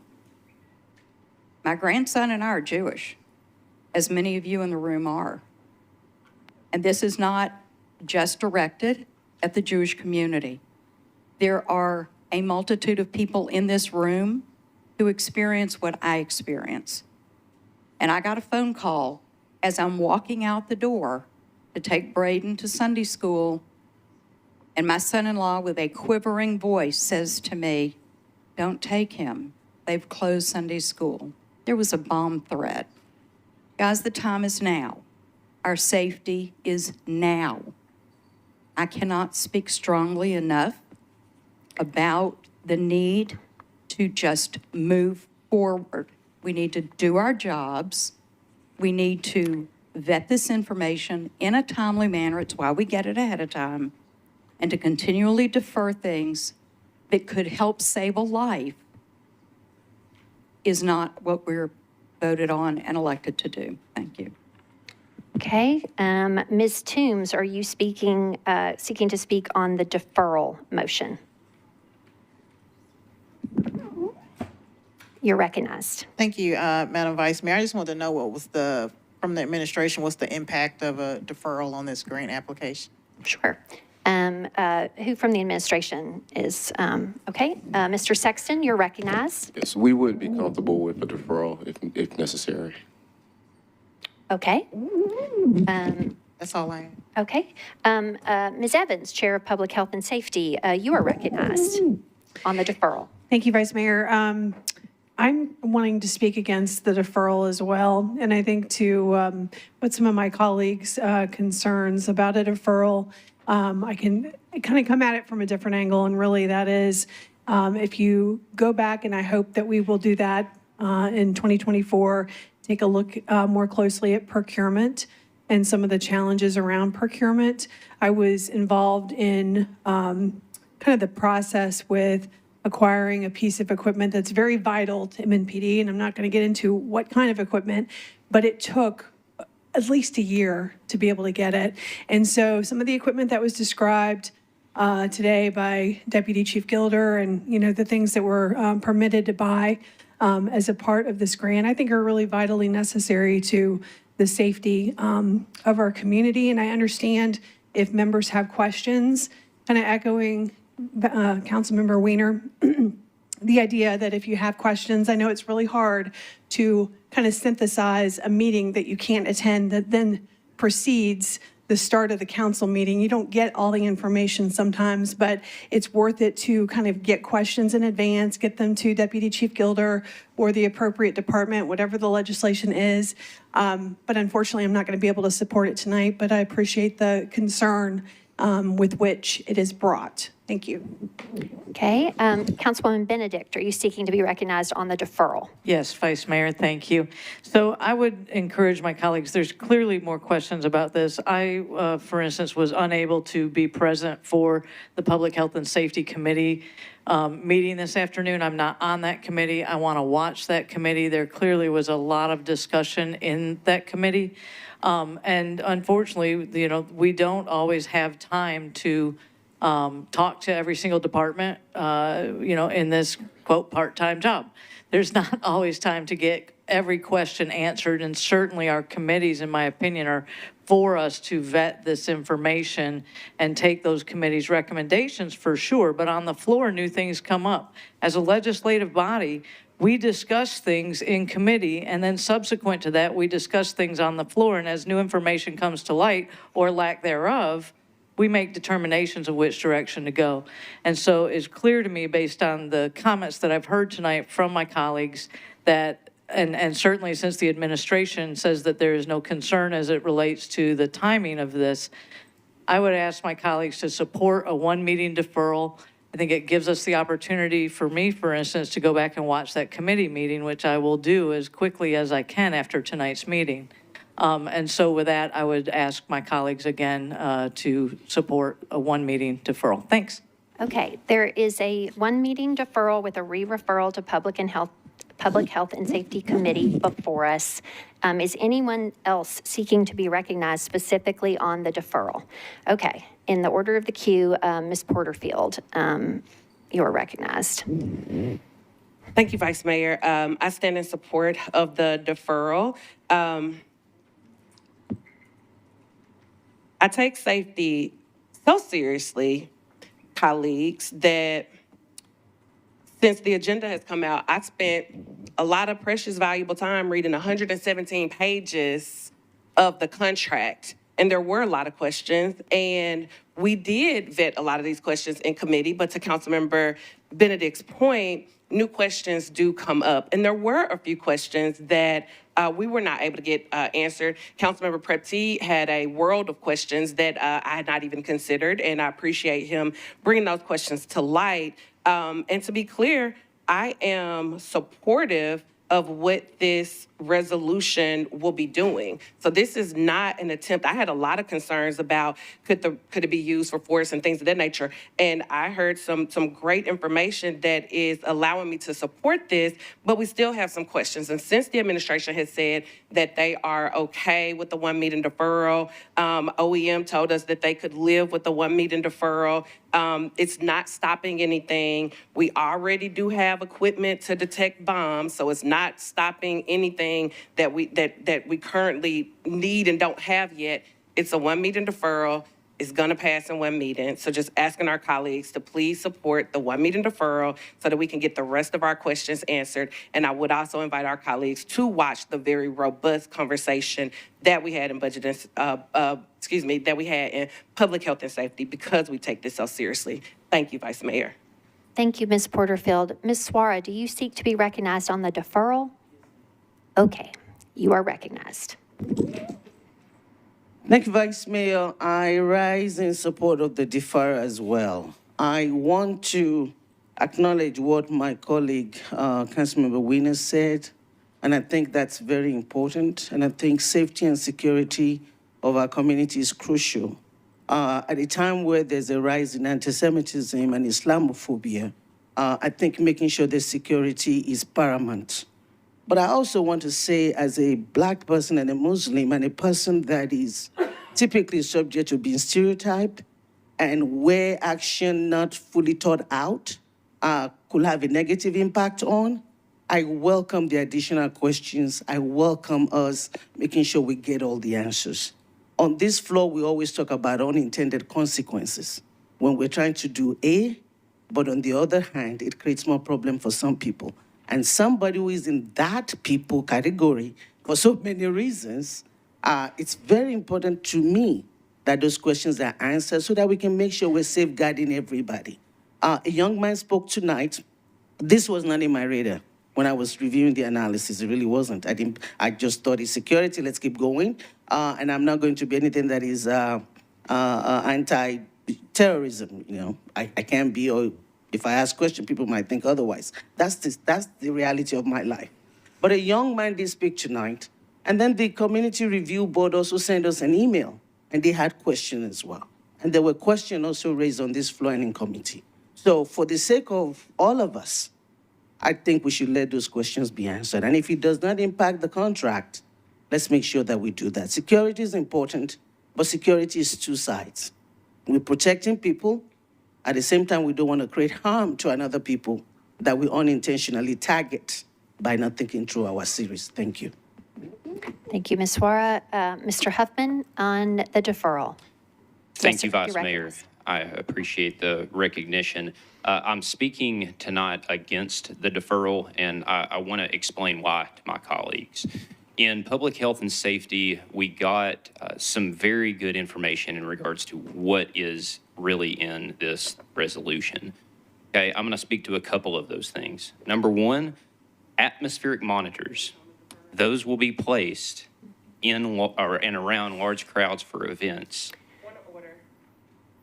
Yes, Ms. Porterfield. Point of order, is this on the deferral, Vice Mayor? I believe it is on the deferral. I have let every member be pretty expansive on their rationale for supporting or not supporting the deferral. So I'm not at this juncture going to intend to curtail that, but if Yes, ma'am. cogently, quickly, Yes, ma'am. why you do not support the deferral, please, Yes, sir. ma'am. Thank you.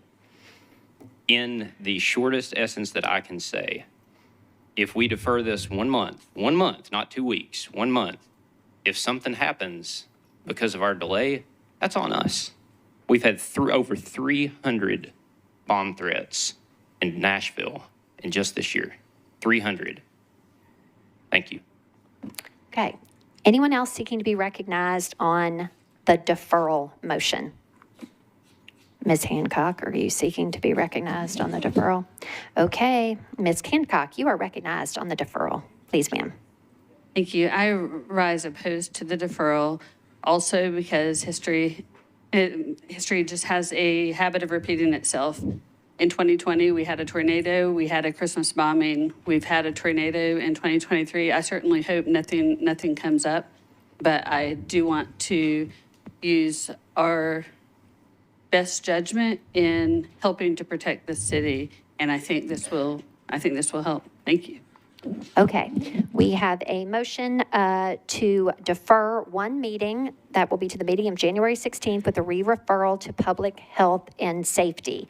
All in favor of the deferral, please say aye. Aye. Those opposed? No. Okay, Mr. Clerk, open the machine, please. We'll need to take a recorded vote, please. Cannot tell the difference or the count from the verbal vote.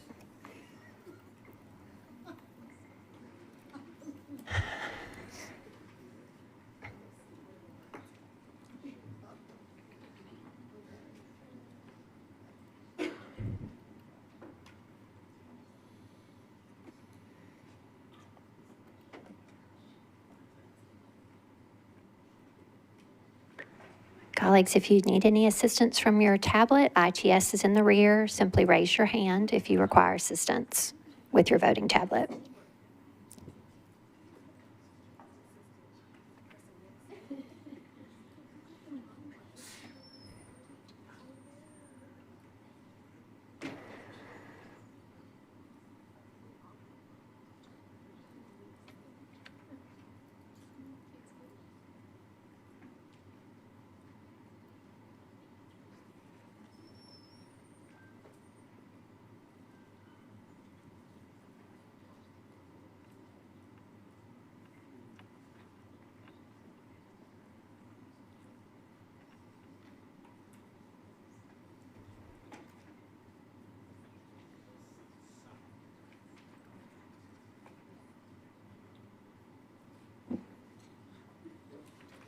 Thanks for your patience, member. I think one terminal, we're having a difficulty. We're good to go in the back? Okay, Mr. Clerk?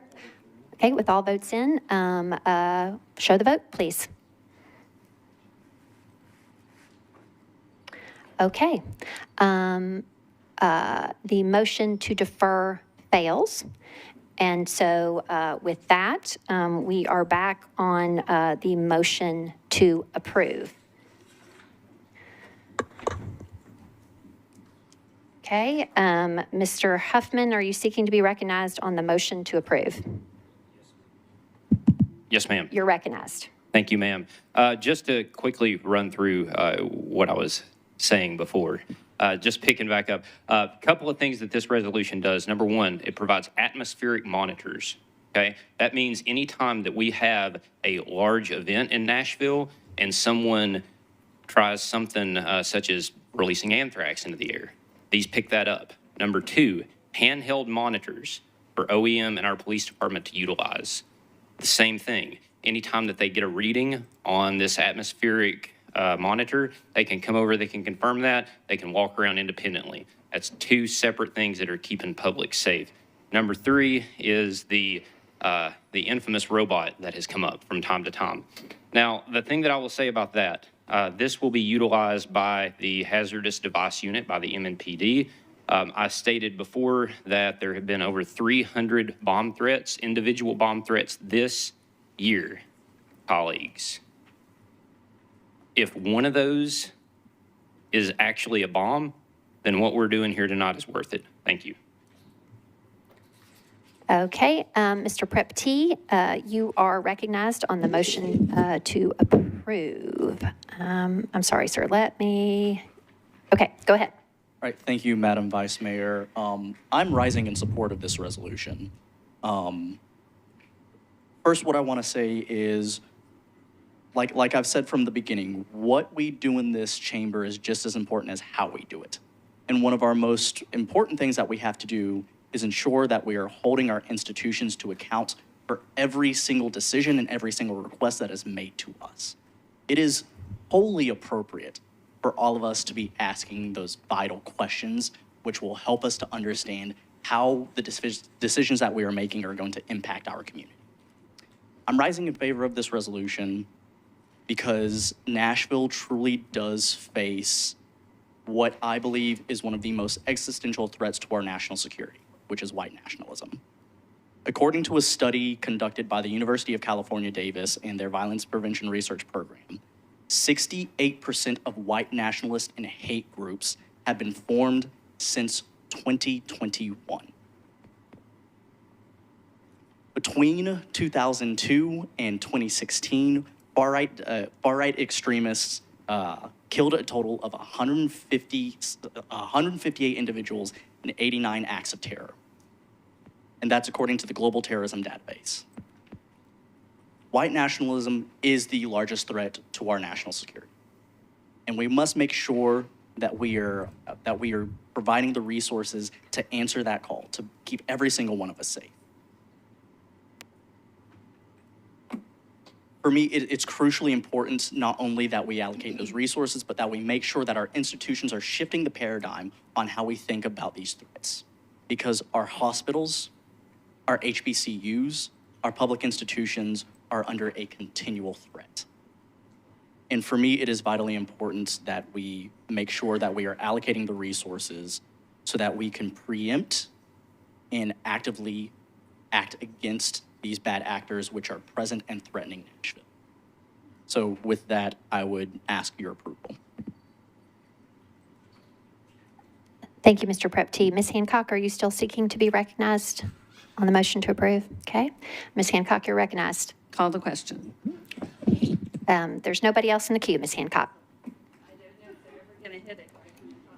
Okay, so do you want to rescind your motion to call the question? Because there's no one else in the queue, we're going to move to the vote. Okay, thank you. We are on a motion to approve RS 2023-146, a resolution approving a Homeland Security Grant Program application. All in favor, please say aye. Any voting no? Okay. Do we need to go on the board to record that no, or is it a? Okay, we have to go on the board per our rules. And so those who want to vote no can record so on their tablets, as well as abstentions. Mr. Clerk, would you please open the machines?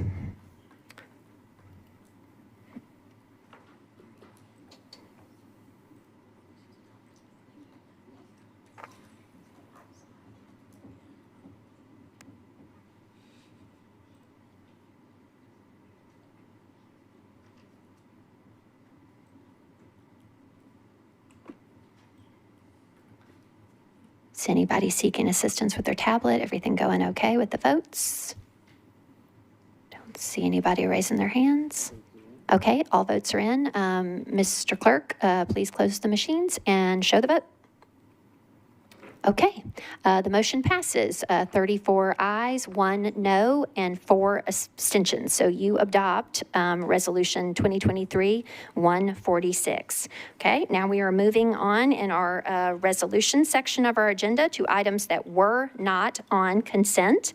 The next item is Agenda Item 24, Resolution 2023-154, sponsors Stiles, Swar, Porterfield, Welsh, Toombs, Benedict, Evans, Gadd, Hill, Wiener, Johnston, Gamble, Vo, Evans, Siegel, Ellis, Allen, Coopin, and Cap.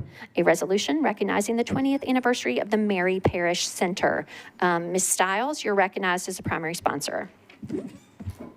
Thank you very much, Vice Mayor. I just wanted to stand and thank you. Committee reports. Thank you. Thank you, Rules. Ms. Sepulveda, you are recognized for a committee report, please.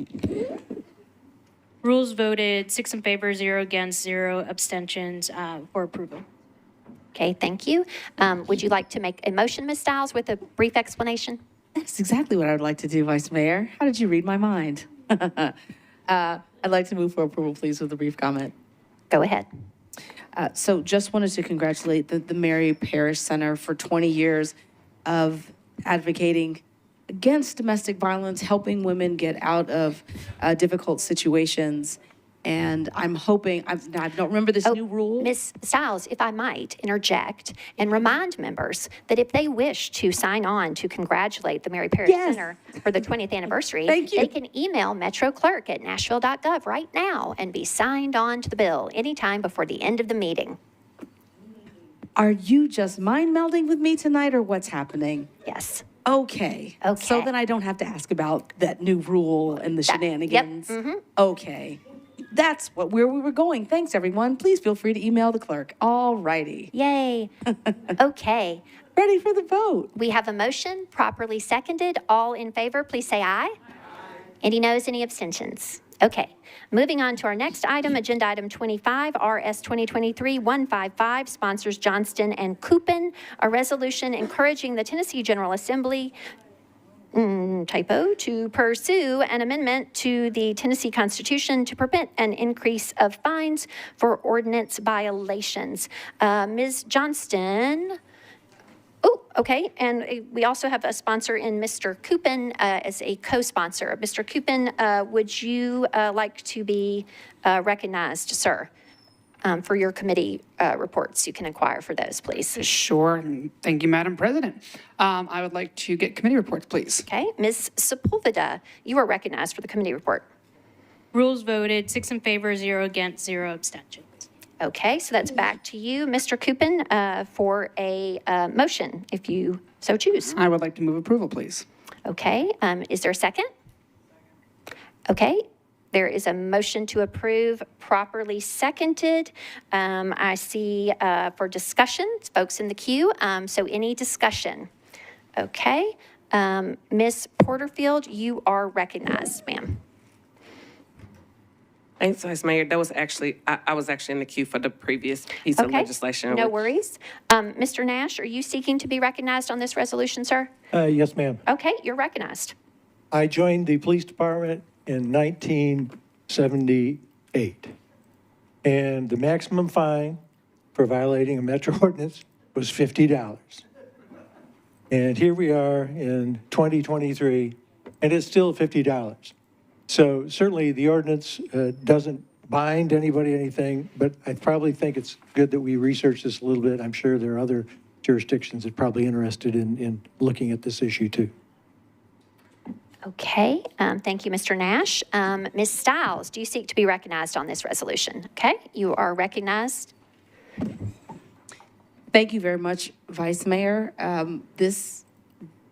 The addressing of this issue is actually getting ready to take place in this upcoming session. Okay, I am glad to hear that. I know we probably have many colleagues in cities all across the great state of Tennessee that care about this issue. So yes, and the way that it's actually written, and in talking to some of the state representatives, it is of the opinion that it's written so that cities could actually change their fines, but the language isn't very clear. And it does, just to level set expectations, in talking to the people that are getting ready to sponsor this, it's going to take 3 sessions. So even if we, get this moving, it's got to get put forth this session, has to come back again for a vote next session, and then the 3rd year, it's going to come to it would come to the entire state. So it is a journey. So we definitely, I would encourage all of my colleagues, stay vigilant and supportive in any way that we can to move this forward and get other sponsors on board. are you seeking to make a motion? I would love to move for an approval for this. Oh, okay, okay. Well, I didn't know if she sounded like she was. Different. Okay. Okay, is there any other discussion on this resolution? Seeing none, let's see, we have a motion properly seconded. All in favor, please say aye. Any voting no? Any abstaining? Okay, you adopt Resolution 2023-155. Okay, RS 2023-156, sponsor Coupin, is a resolution recognizing the importance of access to the Cumberland River for Nashville residents, small businesses, and visitors. Mr. Coupin, you are recognized for requesting your committee report, sir. Thank you, Madam President. I would love my committee reports, please. Councilwoman Sepulveda, you're recognized. Rules voted 6 in favor, 0 against, 0 abstentions. Okay, back to you, Mr. Coupin. I would like to move approval with a brief comment, please. Yes, sir, you're recognized. Thank you, Madam President. Speaking on this bill, before I was a council person, I had heard from some friends that there was a small business called River Queen Voyages. And to me, they were much of what I loved about Nashville: women-owned business, small business, outdoors, And it should be something that we as a city support and lift up. And came to find out that there were challenges with this business and many others accessing the river, challenges with docks and locations and things like that. We've also all heard that Nashville has its back to the river, right? We've got this wonderful river rolling through the middle of our city, the extremities of our city, but we're turned to the back of it. And so as we start to have our conversations around the East Bank, as we speak about downtown and activating the riverfront, as we look at things like transit from areas like Bellevue to downtown and Old Hickory to downtown, and all this connectivity, I think it's incredibly important to look to ways we can activate the river, ways we can engage in the river. This is not meant to be negative. This is not meant to be punitive. This is not meant to be critical of anybody or any department. More so, it is to be something to go on the record saying that we view it as important, that we as a council view it as something that we should be taking into consideration as we move forward with our decision-making. And so with that, I would, again, move approval and encourage any of my colleagues that agree with this, that find it important, to please email the Metro Clerk, go on record with me and Councilman Cap to support this motion and this resolution. Thank you so much. Okay, there is a motion to approve, properly seconded, for RS 2023-156.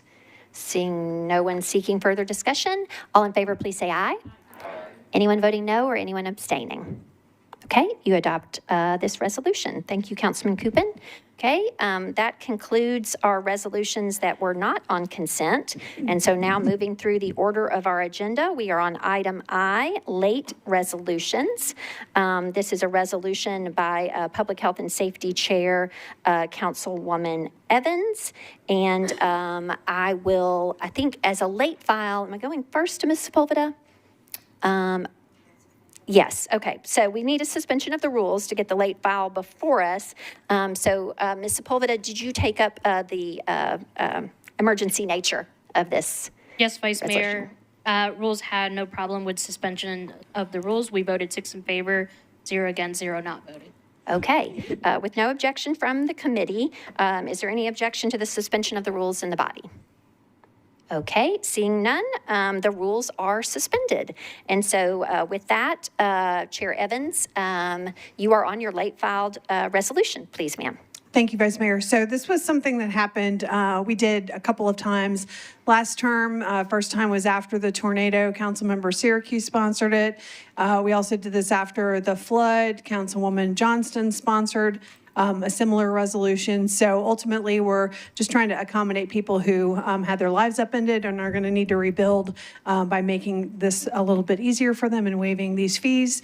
And so that's ultimately the genesis of the resolution and what we're trying to accomplish.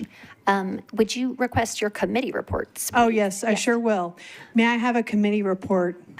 Okay, so Ms. Porterfield and then Mr. Bradford, you all are going to be recognized. This is for the late filed resolution regarding the waiver of certain permit fees. And let me be sure, Ms. Porterfield, to read that into the record. So sponsors are Evans, Hancock, Gamble, Webb, Bradford, and Benedict. This is a resolution authorizing the waiver of certain permit fees for the repair or the rebuilding of property damaged as a result of the December 9th, 2023 tornado. Ms. Porterfield, the Budget and Finance report, please. Thank you, Vice Mayor. Budget and Finance approved, 14 in favor, 0 against, 0 not voting. Okay, and Chair Bradford for the Government Operations and Regulations Committee. Government Operations approved, 9 in favor, none against, none non-voting. Okay, thank you, sir.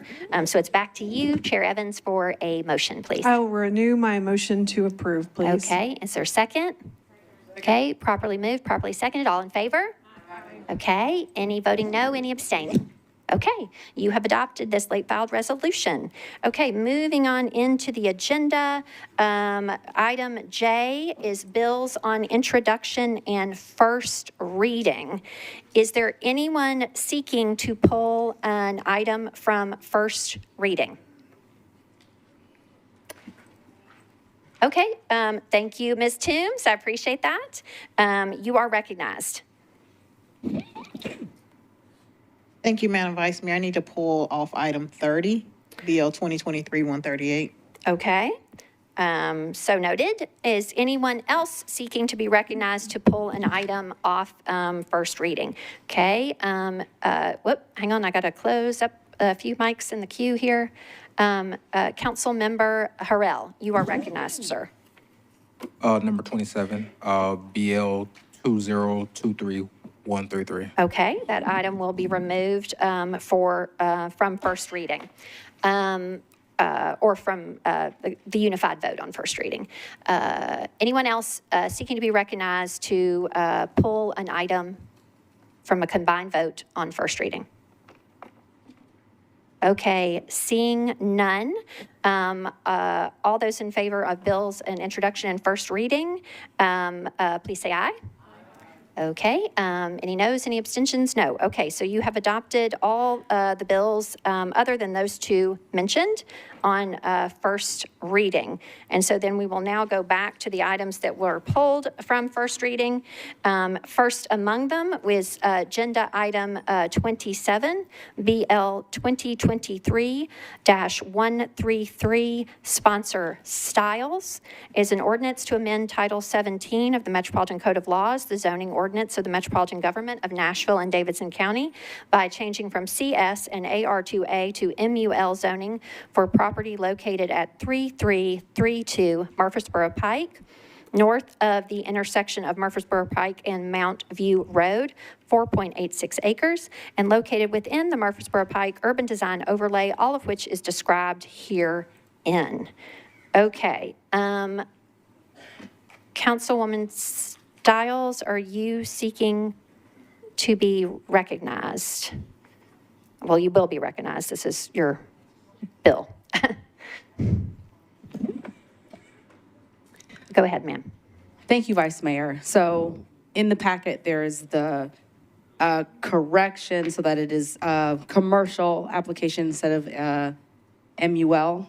So want to move forward with that. There's also a community meeting that's going to be held on January 17th in District 8 on this matter as well. Okay, so are you seeking to move forward, to move a substitute on first reading? Yes, please. Okay. There are two substitutes in the packet, and so. Can I speak to that? Yes. Okay. Yeah. Could you speak to your substitute, please, I guess? Yes. So the application had been done for MUL, but they actually wanted commercial, so that's why the substitute is here to put in for commercial. Can I speak to the other substitute that is here on this one, or do I have to? Okay. First, what you need to do is move the substitute. Okay. Then you can speak on the substitute. I'd like to move the substitute, please. Is there a second on the motion to substitute? Okay, so your substitute has been moved and properly seconded, and so you are now able to speak on your substitute. Okay. And then I also have a question, if I may. So again, this just corrects it from MUL to being commercial. The original application had been for MUL. This corrects it. The substitute makes it commercial, which is what the developer asked for. But my question is, because there's a second substitute for this particular property, but want to withdraw that and put that for this first meeting in February. Well, so my question is, how do we do that? So that is not your substitute. So Right, the that's what other I'm asking the substitute process. belongs to Mr. Harrell.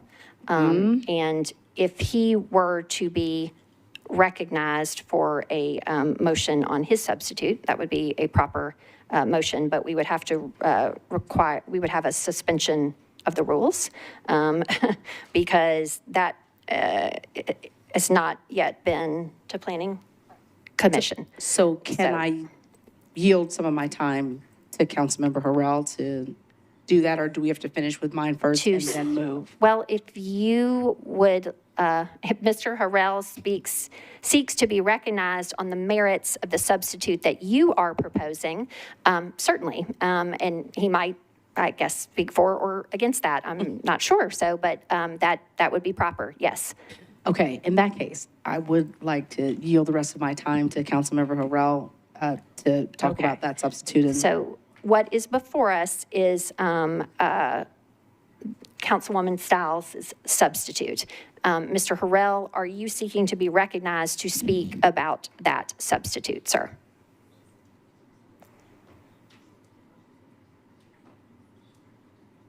Would you like to ask a point of order or a point of parliamentary inquiry, or, yeah? So I would like to ask a point of inquiry. So from my understanding, we were moving forward with this with the understanding that I was going to move my substitute so that we could have the community meeting and that we could.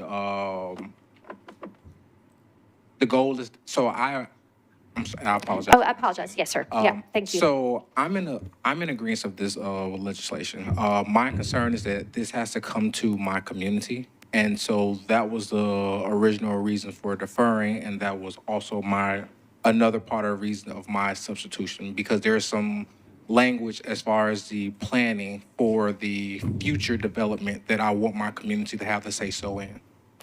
Okay, well, you could speak, whether you could speak for or against Ms. Stiles' proposed substitute. You could move to defer. That's a proper motion. So I guess the challenge here, I would say, is that the bill is Ms. Stiles. I appreciate that you all are in close proximity to each other here. Her substitute does not require a suspension of the rules. Yours does. We can vote on Ms. Stiles' substitute, and then you can subsequently move your substitute instead, or you can defer, or you can speak for or against on the vote of Ms. Stiles' substitute. We are just on putting the substitute on the bill. That is the motion that is before us at this juncture. Ms. Stiles' substitute. Okay, so by adding her substitute, does that kill my substitute? No, sir. Okay, well, I'm in agreement to the substitute, so I don't have an issue with that. My concern is being able to add my substitute.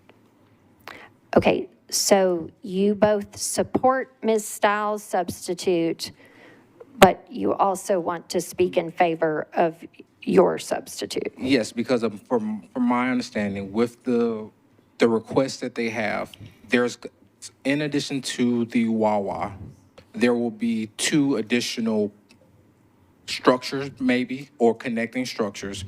And we wanted to I want my community to have a say in what their idea is, what their thoughts. I know this came forward within District 32 previously, but District 8 has yet to have a conversation to say, we agree, we disagree, we like it, we hate it. Okay, so on the point of parliamentary inquiry, Ms. Darby, can you speak to Mr. Harrell's question about sort of the order of operations here to achieve what it is he is trying to do? Okay. Okay. Okay, so Mrs. Stiles' substitute is before us, and so at this juncture, you can either speak for or against that substitute or move a deferral of her substitute. Those would be proper motions at this juncture. Okay. With that being said, if I say I agree with her motion or her substitute, am I able to continue with my substitute? Or you are. We have to dispose of this motion first and have discussion. So once, Ms. Stiles has moved her substitute that has been properly seconded. We are in a parliamentary inquiry phase here, but you could also be speaking for or against at this time Ms. Stiles' substitute. She deferred to you saying that you were welcome to do so. So do you want to use any time to speak for or against that? Because subsequent to the vote on that substitute, you will be able to offer your own substitute. Okay, well, I'm for it. Councilmember Stiles had already done some work within this, and my issue is solely bringing this to my community. So I don't disagree with her substitute. Okay. All right. So we have a motion to substitute properly seconded. Any further discussion on that? Okay. All in favor of the substitute, please say aye. Any voting no?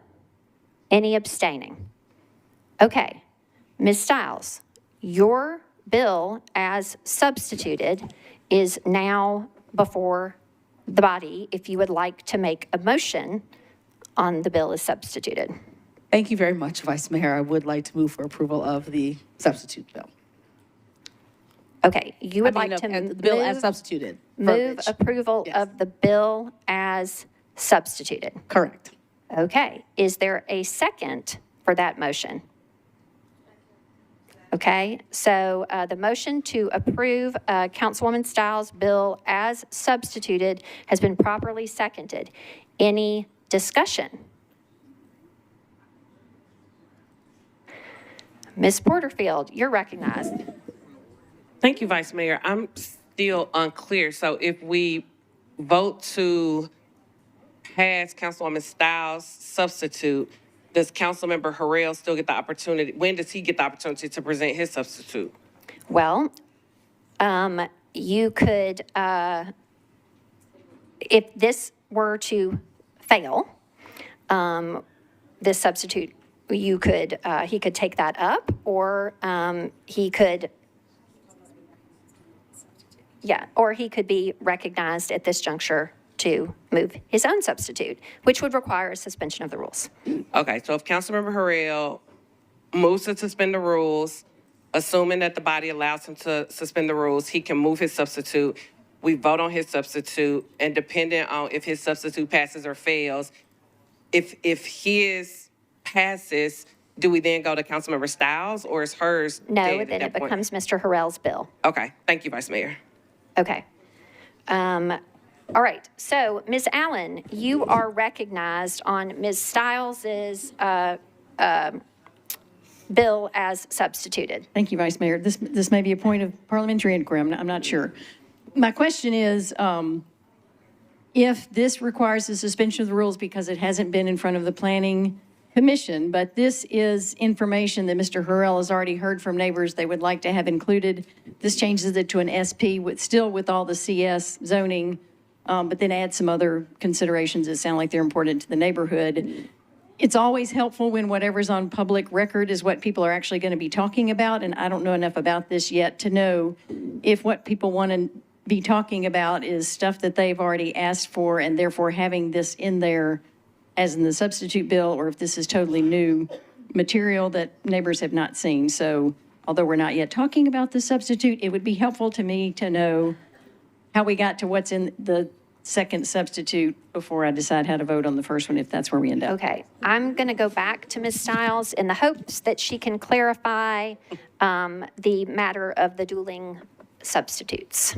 Thank you very much, Vice Mayor. So over a year ago, how we got to this place, two things I wanted to do when I got into office. One was bring a Costco, and two was bring Wawa to the state of Tennessee. So I reached out to Wawa to ask them to come to Tennessee. The stars aligned. They decided they were going to come to Tennessee. They were across the street in my district, had a property under contract, and at the last minute, which was during the summer elections, so Councilmember Harrell was not yet in office, and he was running. I did let him know that this was something I was working on because they had to potentially flip to the opposite side of the street, which is where they are located right now. So that is how I ended up bringing this up, because I had already spoken with him before he was in office, so no sunshine in business, to say, Wawa was coming, they're gonna come over here, can we work together on this? And that's how it began. So with this, when they were ready, I did one of my applications for planning. It was originally the MUL. I am correcting it with this substitute to make it CS. So in doing that, it does not change the opportunity for Councilmember Harrell's SP, but getting it through tonight gives us that opportunity to have the community meeting, because one of the things they asked for is a turn lane, and it's actually already on there. And then to have a substitute with the SP on it for that first meeting in February. This just gets us moving along so that they can continue and get this site built, and it'll be the first Wawa in Tennessee. So that's really where we're going. Okay, so Mr. Harrell, are you seeking to be recognized, sir? Yes, I am. Okay. Madam Chair. Well, with that being said, because we're going to vote on this, I would like to suspend the rule, add my substitution, and then we would just move forward, correct? You can seek to move your substitute. That would be a prevailing motion, but it would require a suspension of the rules. And prior to that, may I ask the planning a question? You may make a point of parliamentary inquiry again. Yes, sir. Mr. Wilkinson, can you assist, please, sir, from the planning table? Just for clarification, with me adding my amendment, it does not change our time frame that we're working within.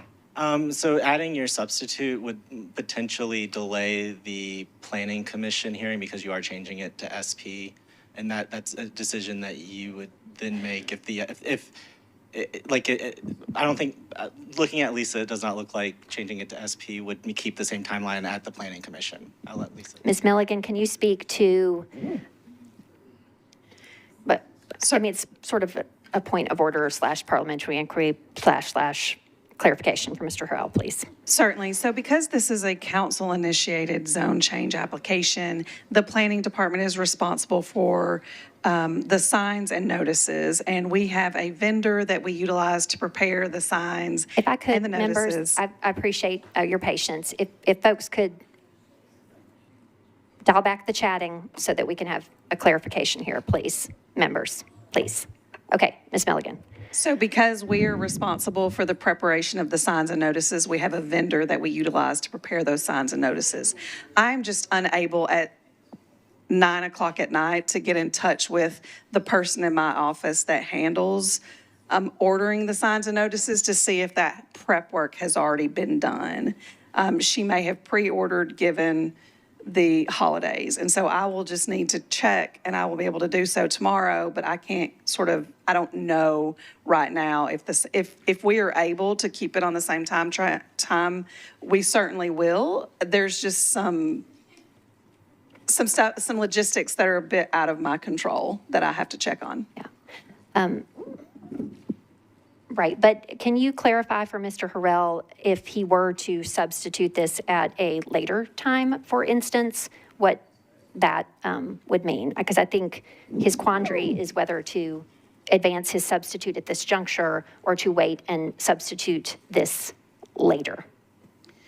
So for the Planning Commission, we have to notice. And so right now, we are reviewing a request to go to MUL. It will be changed, but because MUL and CS are similar, we were probably going to be okay with keeping it, keeping those notices. If it changes to SP, then we likely need to update the notices. If it changes SP tonight. If it changes to SP on second or third reading, then it'll already be outside of our noticing, the Planning Commission's noticing, but we would have to look at how it impacts the noticing for the council public hearing as well, because zonings have 2 different public hearings. Okay, Mr. Harrell, it's back to you, sir. So I'm going to move forward with suspending the rules. I would like to suspend the rules. I appreciate everything that Councilmember Stiles has done in regards to this, but I'm not comfortable moving forward without making sure that all the concerns are going to be answered, which I know that Wawa is they have already agreed to be a great community partner. However, I want to move forward with my SP. Okay, so I need a motion from you on your substitute. I would like to make a motion to suspend the rules. Okay. Okay. Is there any objection to the suspension of the rules? Okay, seeing none. Okay, the rules are suspended, and so thus now you may move your proposed substitute if you so choose. Absolutely. I would like to make a motion to move my substitute as amended. Okay, so there is a motion the rules are suspended. There is now a motion to substitute by Councilman Harrell on first reading, properly seconded. Is there any discussion on the substitute, which I think has come up through other discussion, is a SP proposal for this bill? Okay, Ms. Hancock, do you seek to be recognized? Okay. Oh, sorry, go ahead. So this bill that is being substituted is for address 3332 Murfreesboro Pike, which is in District 8. And therefore, I believe it should be in the District 8 councilman's name, and therefore I support the substitute. Okay, you support Mr. Harrell's substitute, okay? Is there anyone else seeking to speak on Mr. Harrell's substitute? Okay, so we have a motion to substitute properly seconded. All in favor, please say aye. Aye. Any voting no? Any abstaining? Okay. Mr. Harrell, this is now your bill, sir. Okay, so you're have substituted Councilmember Stiles' bill 133, and so I go back to you now for a motion on your bill as substituted. A motion to move my amendment as substituted.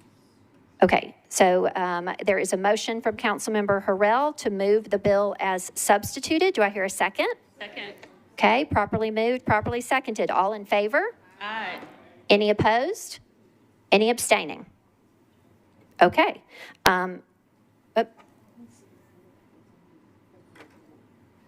Okay. You also need to make a motion, please, to defer the public hearing to February 6th. Do we need to rescind the previous motion to make a combined motion, or can we do a separate motion? We did vote on the motion.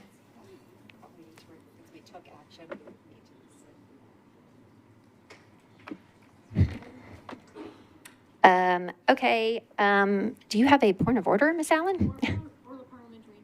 Yes, ma'am, go ahead. Don't we automatically schedule things that are on public reading for the next first meeting of a month? Doesn't that happen automatically? Okay. Okay. The clarification that Ms. Darby was providing to your inquiry about an automatic going to the next public hearing is different this time because we also have a public hearing on January 16th. And so there's a temporal concern here that he needs to get it to February 6th. That was not conveyed to me till after we took the primary motion. So Ms. Darby, what do we need to do to rescind the motion and remake a motion that is proper? Okay. Mr. Harrell, could you please, sir, and colleagues, ask your forbearance? Mr. Harrell is going to move to rescind the previous motion to approve his substitute on first reading so that we can reconsider with an additional matter on his motion to defer to February 6th. Okay? So, Mr. Harrell, will you make a motion to rescind, sir? Absolutely. I make a motion to rescind my previous amendment. Okay, and it's seconded. Okay, colleagues, all in favor of Mr. Harrell's motion to rescind, please say aye. Aye. Okay, any voting no? Okay, any abstaining? Okay, sir, so we are back to you for a motion to approve and defer? What?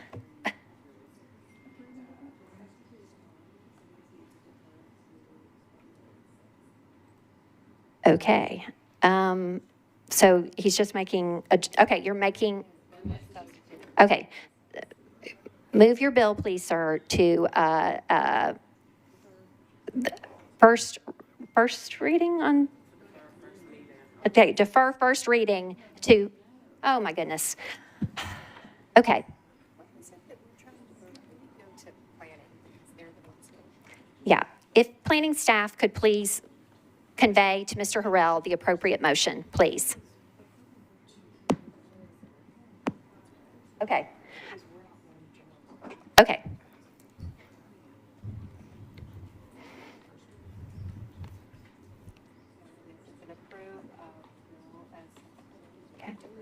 Okay. Okay. So, Mr. Harrell, are you clear on the motion to approve the substitute with a deferral of the public hearing to the meeting of February 6th? First meeting in February. Okay. All right. Is there a second? Second. Okay. All in favor of said motion, please say aye. Okay. Anybody no? Any abstaining? No. Okay. Great. Thank you all for your patience. Okay. There was one other item that was moved from first, item 30, BL 2023-138, Toombs. Councilwoman Toombs, you are recognized once I clear out this queue here. Yes, ma'am. Thank you, Madam Vice Mayor. I need to move for approval and defer second reading to the first meeting in February. Okay, so Ms. Toombs has made a motion to defer BL 2023-138 with a, say again, Ms. Approve on first reading and defer second reading to the first meeting in February. Okay, is there a second? Okay, all in favor, please say aye. Okay, any opposed, any abstaining? No, okay. All right, that gets us through second reading. And so now we are on bills on second reading that were not on consent. I am going to first recognize Councilmember Porterfield for agenda item 44, BL 2023, sponsor Porterfield and Bradford, an ordinance approving a sole source contract between the Metropolitan Government of Nashville and Davidson County and Carasoft Technology Corporation to provide hosting and security services for Nashville.gov and licensing and support services for departmental systems. Ms. Porterfield, you're recognized. Withdraw. Thank you. Done. Okay. Agenda item 45, BL 2023-119 is an ordinance amending Title VII of the Metropolitan Codes of Laws pertaining to the definition of beer. Sponsors Bradford and Coupin. Mr. Bradford, you are recognized, sir. Thank you, Madam Vice Mayor. Committee reports. Have you already been drinking? No, I'm just kidding. Sugar Hive. It's a Sugar Hive. Okay. Committee reports and government ops, we approved 9 in favor, none against to redefine beer. Okay. Let's see. So that you provided the committee report for this bill, Mr. Bradford. So it's back to you for a motion, please, sir. Motion to approve. Okay, there is a motion to approve, properly seconded for 2023-119 on second reading. All in favor, please say aye. Aye. Okay, any no? Any abstaining? Okay. I apologize. Thank you, Ms. Swara. You will be recorded by the clerk as abstaining on this ordinance, which has been approved on second reading. Okay, let's see. Agenda item 46, BL 2023-121, sponsors Porterfield and Toombs, is an ordinance increasing the amounts of the official bonds for the public administrator and public trustee. Ms. Porterfield, you are recognized. Thank you, Vice Mayor. That's 121, my apologies. We don't have a committee report for that, do we, Vice Mayor? You do, yes, ma'am. So sorry, y'all. No, that's- I stepped that's away for fine. 1 second. Okay, here we go. Oh, this is 121? Yes, ma'am. So, Councilwoman Toombs is actually carrying this one. Okay, I'm just to you for a committee report. Okay, but committee Ms. Toombs, report is yeah. 13 in favor, 0 against, 1 not voting. Okay, so that's 13. Okay, Ms. Toombs, you are recognized, having heard the committee report, for a motion on your bill, please. Thank you, Madam Vice Mayor. Move for approval. Okay, there's a motion to approve, properly seconded, with Ms. Porterfield indicating that she intends to abstain. All in favor, please say aye. Any noes? Any abstentions? Okay. Moving next to items on third reading that were not on consent. We have, stick with me, colleagues, we only have 2 or 3 more bills before us. Okay. Agenda item 53. BL 2023-1, Porterfield and Bradford, an ordinance approving the contract between the Metropolitan Government of Nashville and Davidson County, Metro, and NetTango, Inc., to provide website maintenance and development support for Metro's website, nashville.gov, and for other Metro governmental agency or department websites as needed, and which will replace the expiring contract between the parties. Ms. Porterfield, you are recognized. Thank you, Vice Mayor. Budget and Finance considered the amendment, 11 in favor, 0 against, 0 not voting, and we passed the legislation as amended, 11 in favor, 0 against, 0 not voting. Okay, so 11 in favor, 0 against on the bill and the proposed amendment. Would you like to request a committee report from Gov Ops as well? Yes, please, Vice Mayor. Okay, Committee Mr. report. Bradford, you are recognized, sir. Thank you, Madam Vice Mayor. Government Ops approved the amendment, 8 in favor, 1 against, no non-voting, and we approved the bill as amended, 8 in favor, 1 against. Okay. Let's see then. So, Ms. Porterfield, is it then your intent to move your amendment? Yes, Vice Mayor. Okay. And as I understand it, Director Darby, that amendment requires a suspension of the rules. Okay. I would like to suspend the rules. Okay. Ms. Sepulveda, did you? Okay. Okay. Is there any objection to suspension of the rules?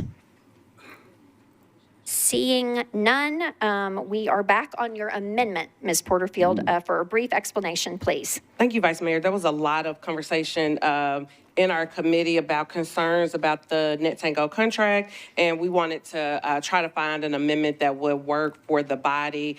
So this amendment states that 3 years from the date of execution of the contract, the Director of IT will give an in-person report to the Metro Council regarding the performance of the contract, and then consult with the council on whether or not we should move forward with that contract. If the council decides not to move forward, it gives the IT Director 2 years in the remaining contract to find another provider. If the council decides to move forward, then again, 6 months prior to the end of the contract, the IT Director will then address the body again to give an update, and the body will have another opportunity to determine whether we want to go forward or if we want to go another route. And this also gives us the ability, it retains our right to terminate the contract with a 30-day notice. And with that, I would like to ask the body to approve this. Okay. Support it. There is a motion for Ms. Porterfield's amendment, which she has just explained to you, properly seconded. Is there any discussion on Ms. Porterfield's amendment? Don't seek to be recognized, sir. Okay. Nor you. Okay. All right. So let's vote on the amendment, please. All in favor of Ms. Porterfield's amendment, please say aye. Aye. Any voting no or any abstaining? No. Okay, we are back to you then, Ms. Porterfield.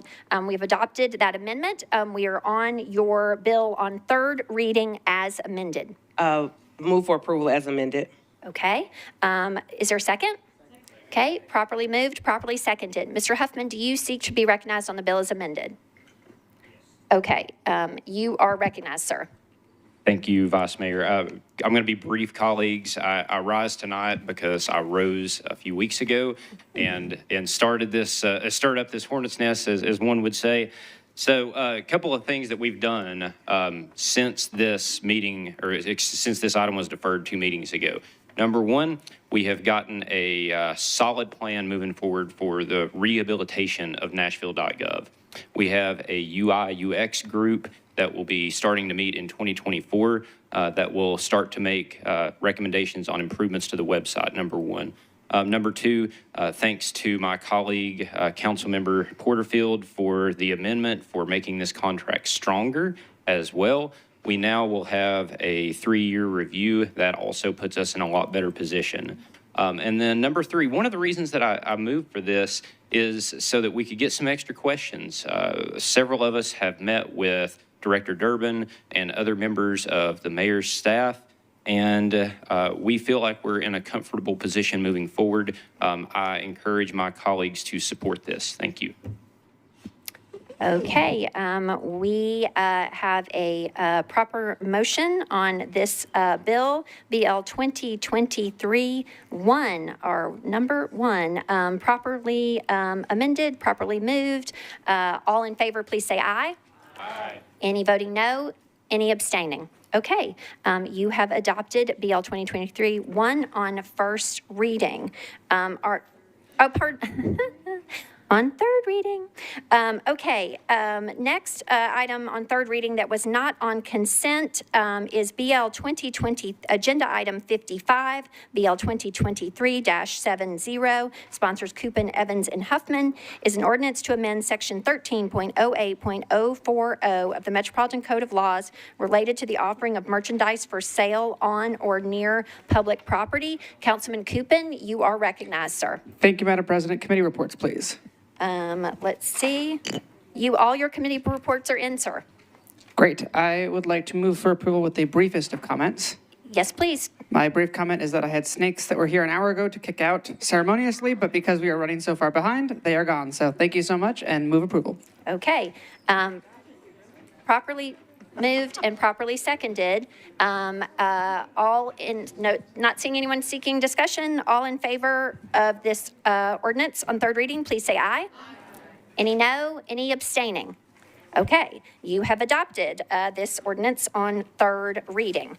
Okay, stay right there, Mr. Coupin. I'm coming to you next again. Agenda items 66 and 67, colleagues, can be taken together. BL 2023-105 and its companion bill, BL 2023-106, sponsor Coupin, is an ordinance to amend Title 17 of the Metropolitan Code of Laws, the zoning ordinance of the Metropolitan Government of Nashville and Davidson County, by changing from R6A to SP zoning for properties located at 909 and 917 Cheatham Place at the southeast corner of Cheatham Place and 10th Avenue North, 0.38 acres, to permit 8 multifamily residential units, all of which is described herein. And again, it's companion bill for the same location at 909-917 Cheatham Place, specifically highlighting that the proposed ordinance requires certain materials to be restricted in the construction of buildings. So, Mr. Coupin, we are to you for a request on committee reports, I believe. Committee reports, please. Okay, Ms. Gamble, you are recognized on BL 2023-105 and 106, please, ma'am, as Planning Committee Chair. I believe perhaps there was a motion to defer for one meeting? Okay, sorry, let me get In my notes, I have a one meeting. There was a motion to defer in committee. Okay, a one meeting. Thank Yep. you. And if you as chair will just say to me that that is a one meeting deferral, One I meeting will deferral. tell everyone. 11 in favor, 0 against. Okay, and I will tell everybody that's a deferral by rule. So that is done. And BL 2023-105 is then deferred one meeting to the meeting of January 16th because we will not be meeting January 2nd. And as well, 106, its companion bill. Just for clarity, both deferred to January 16th. Okay, and with that, is there a motion to adjourn? Okay. Happy holidays. Best wishes for 2024. We are adjourned.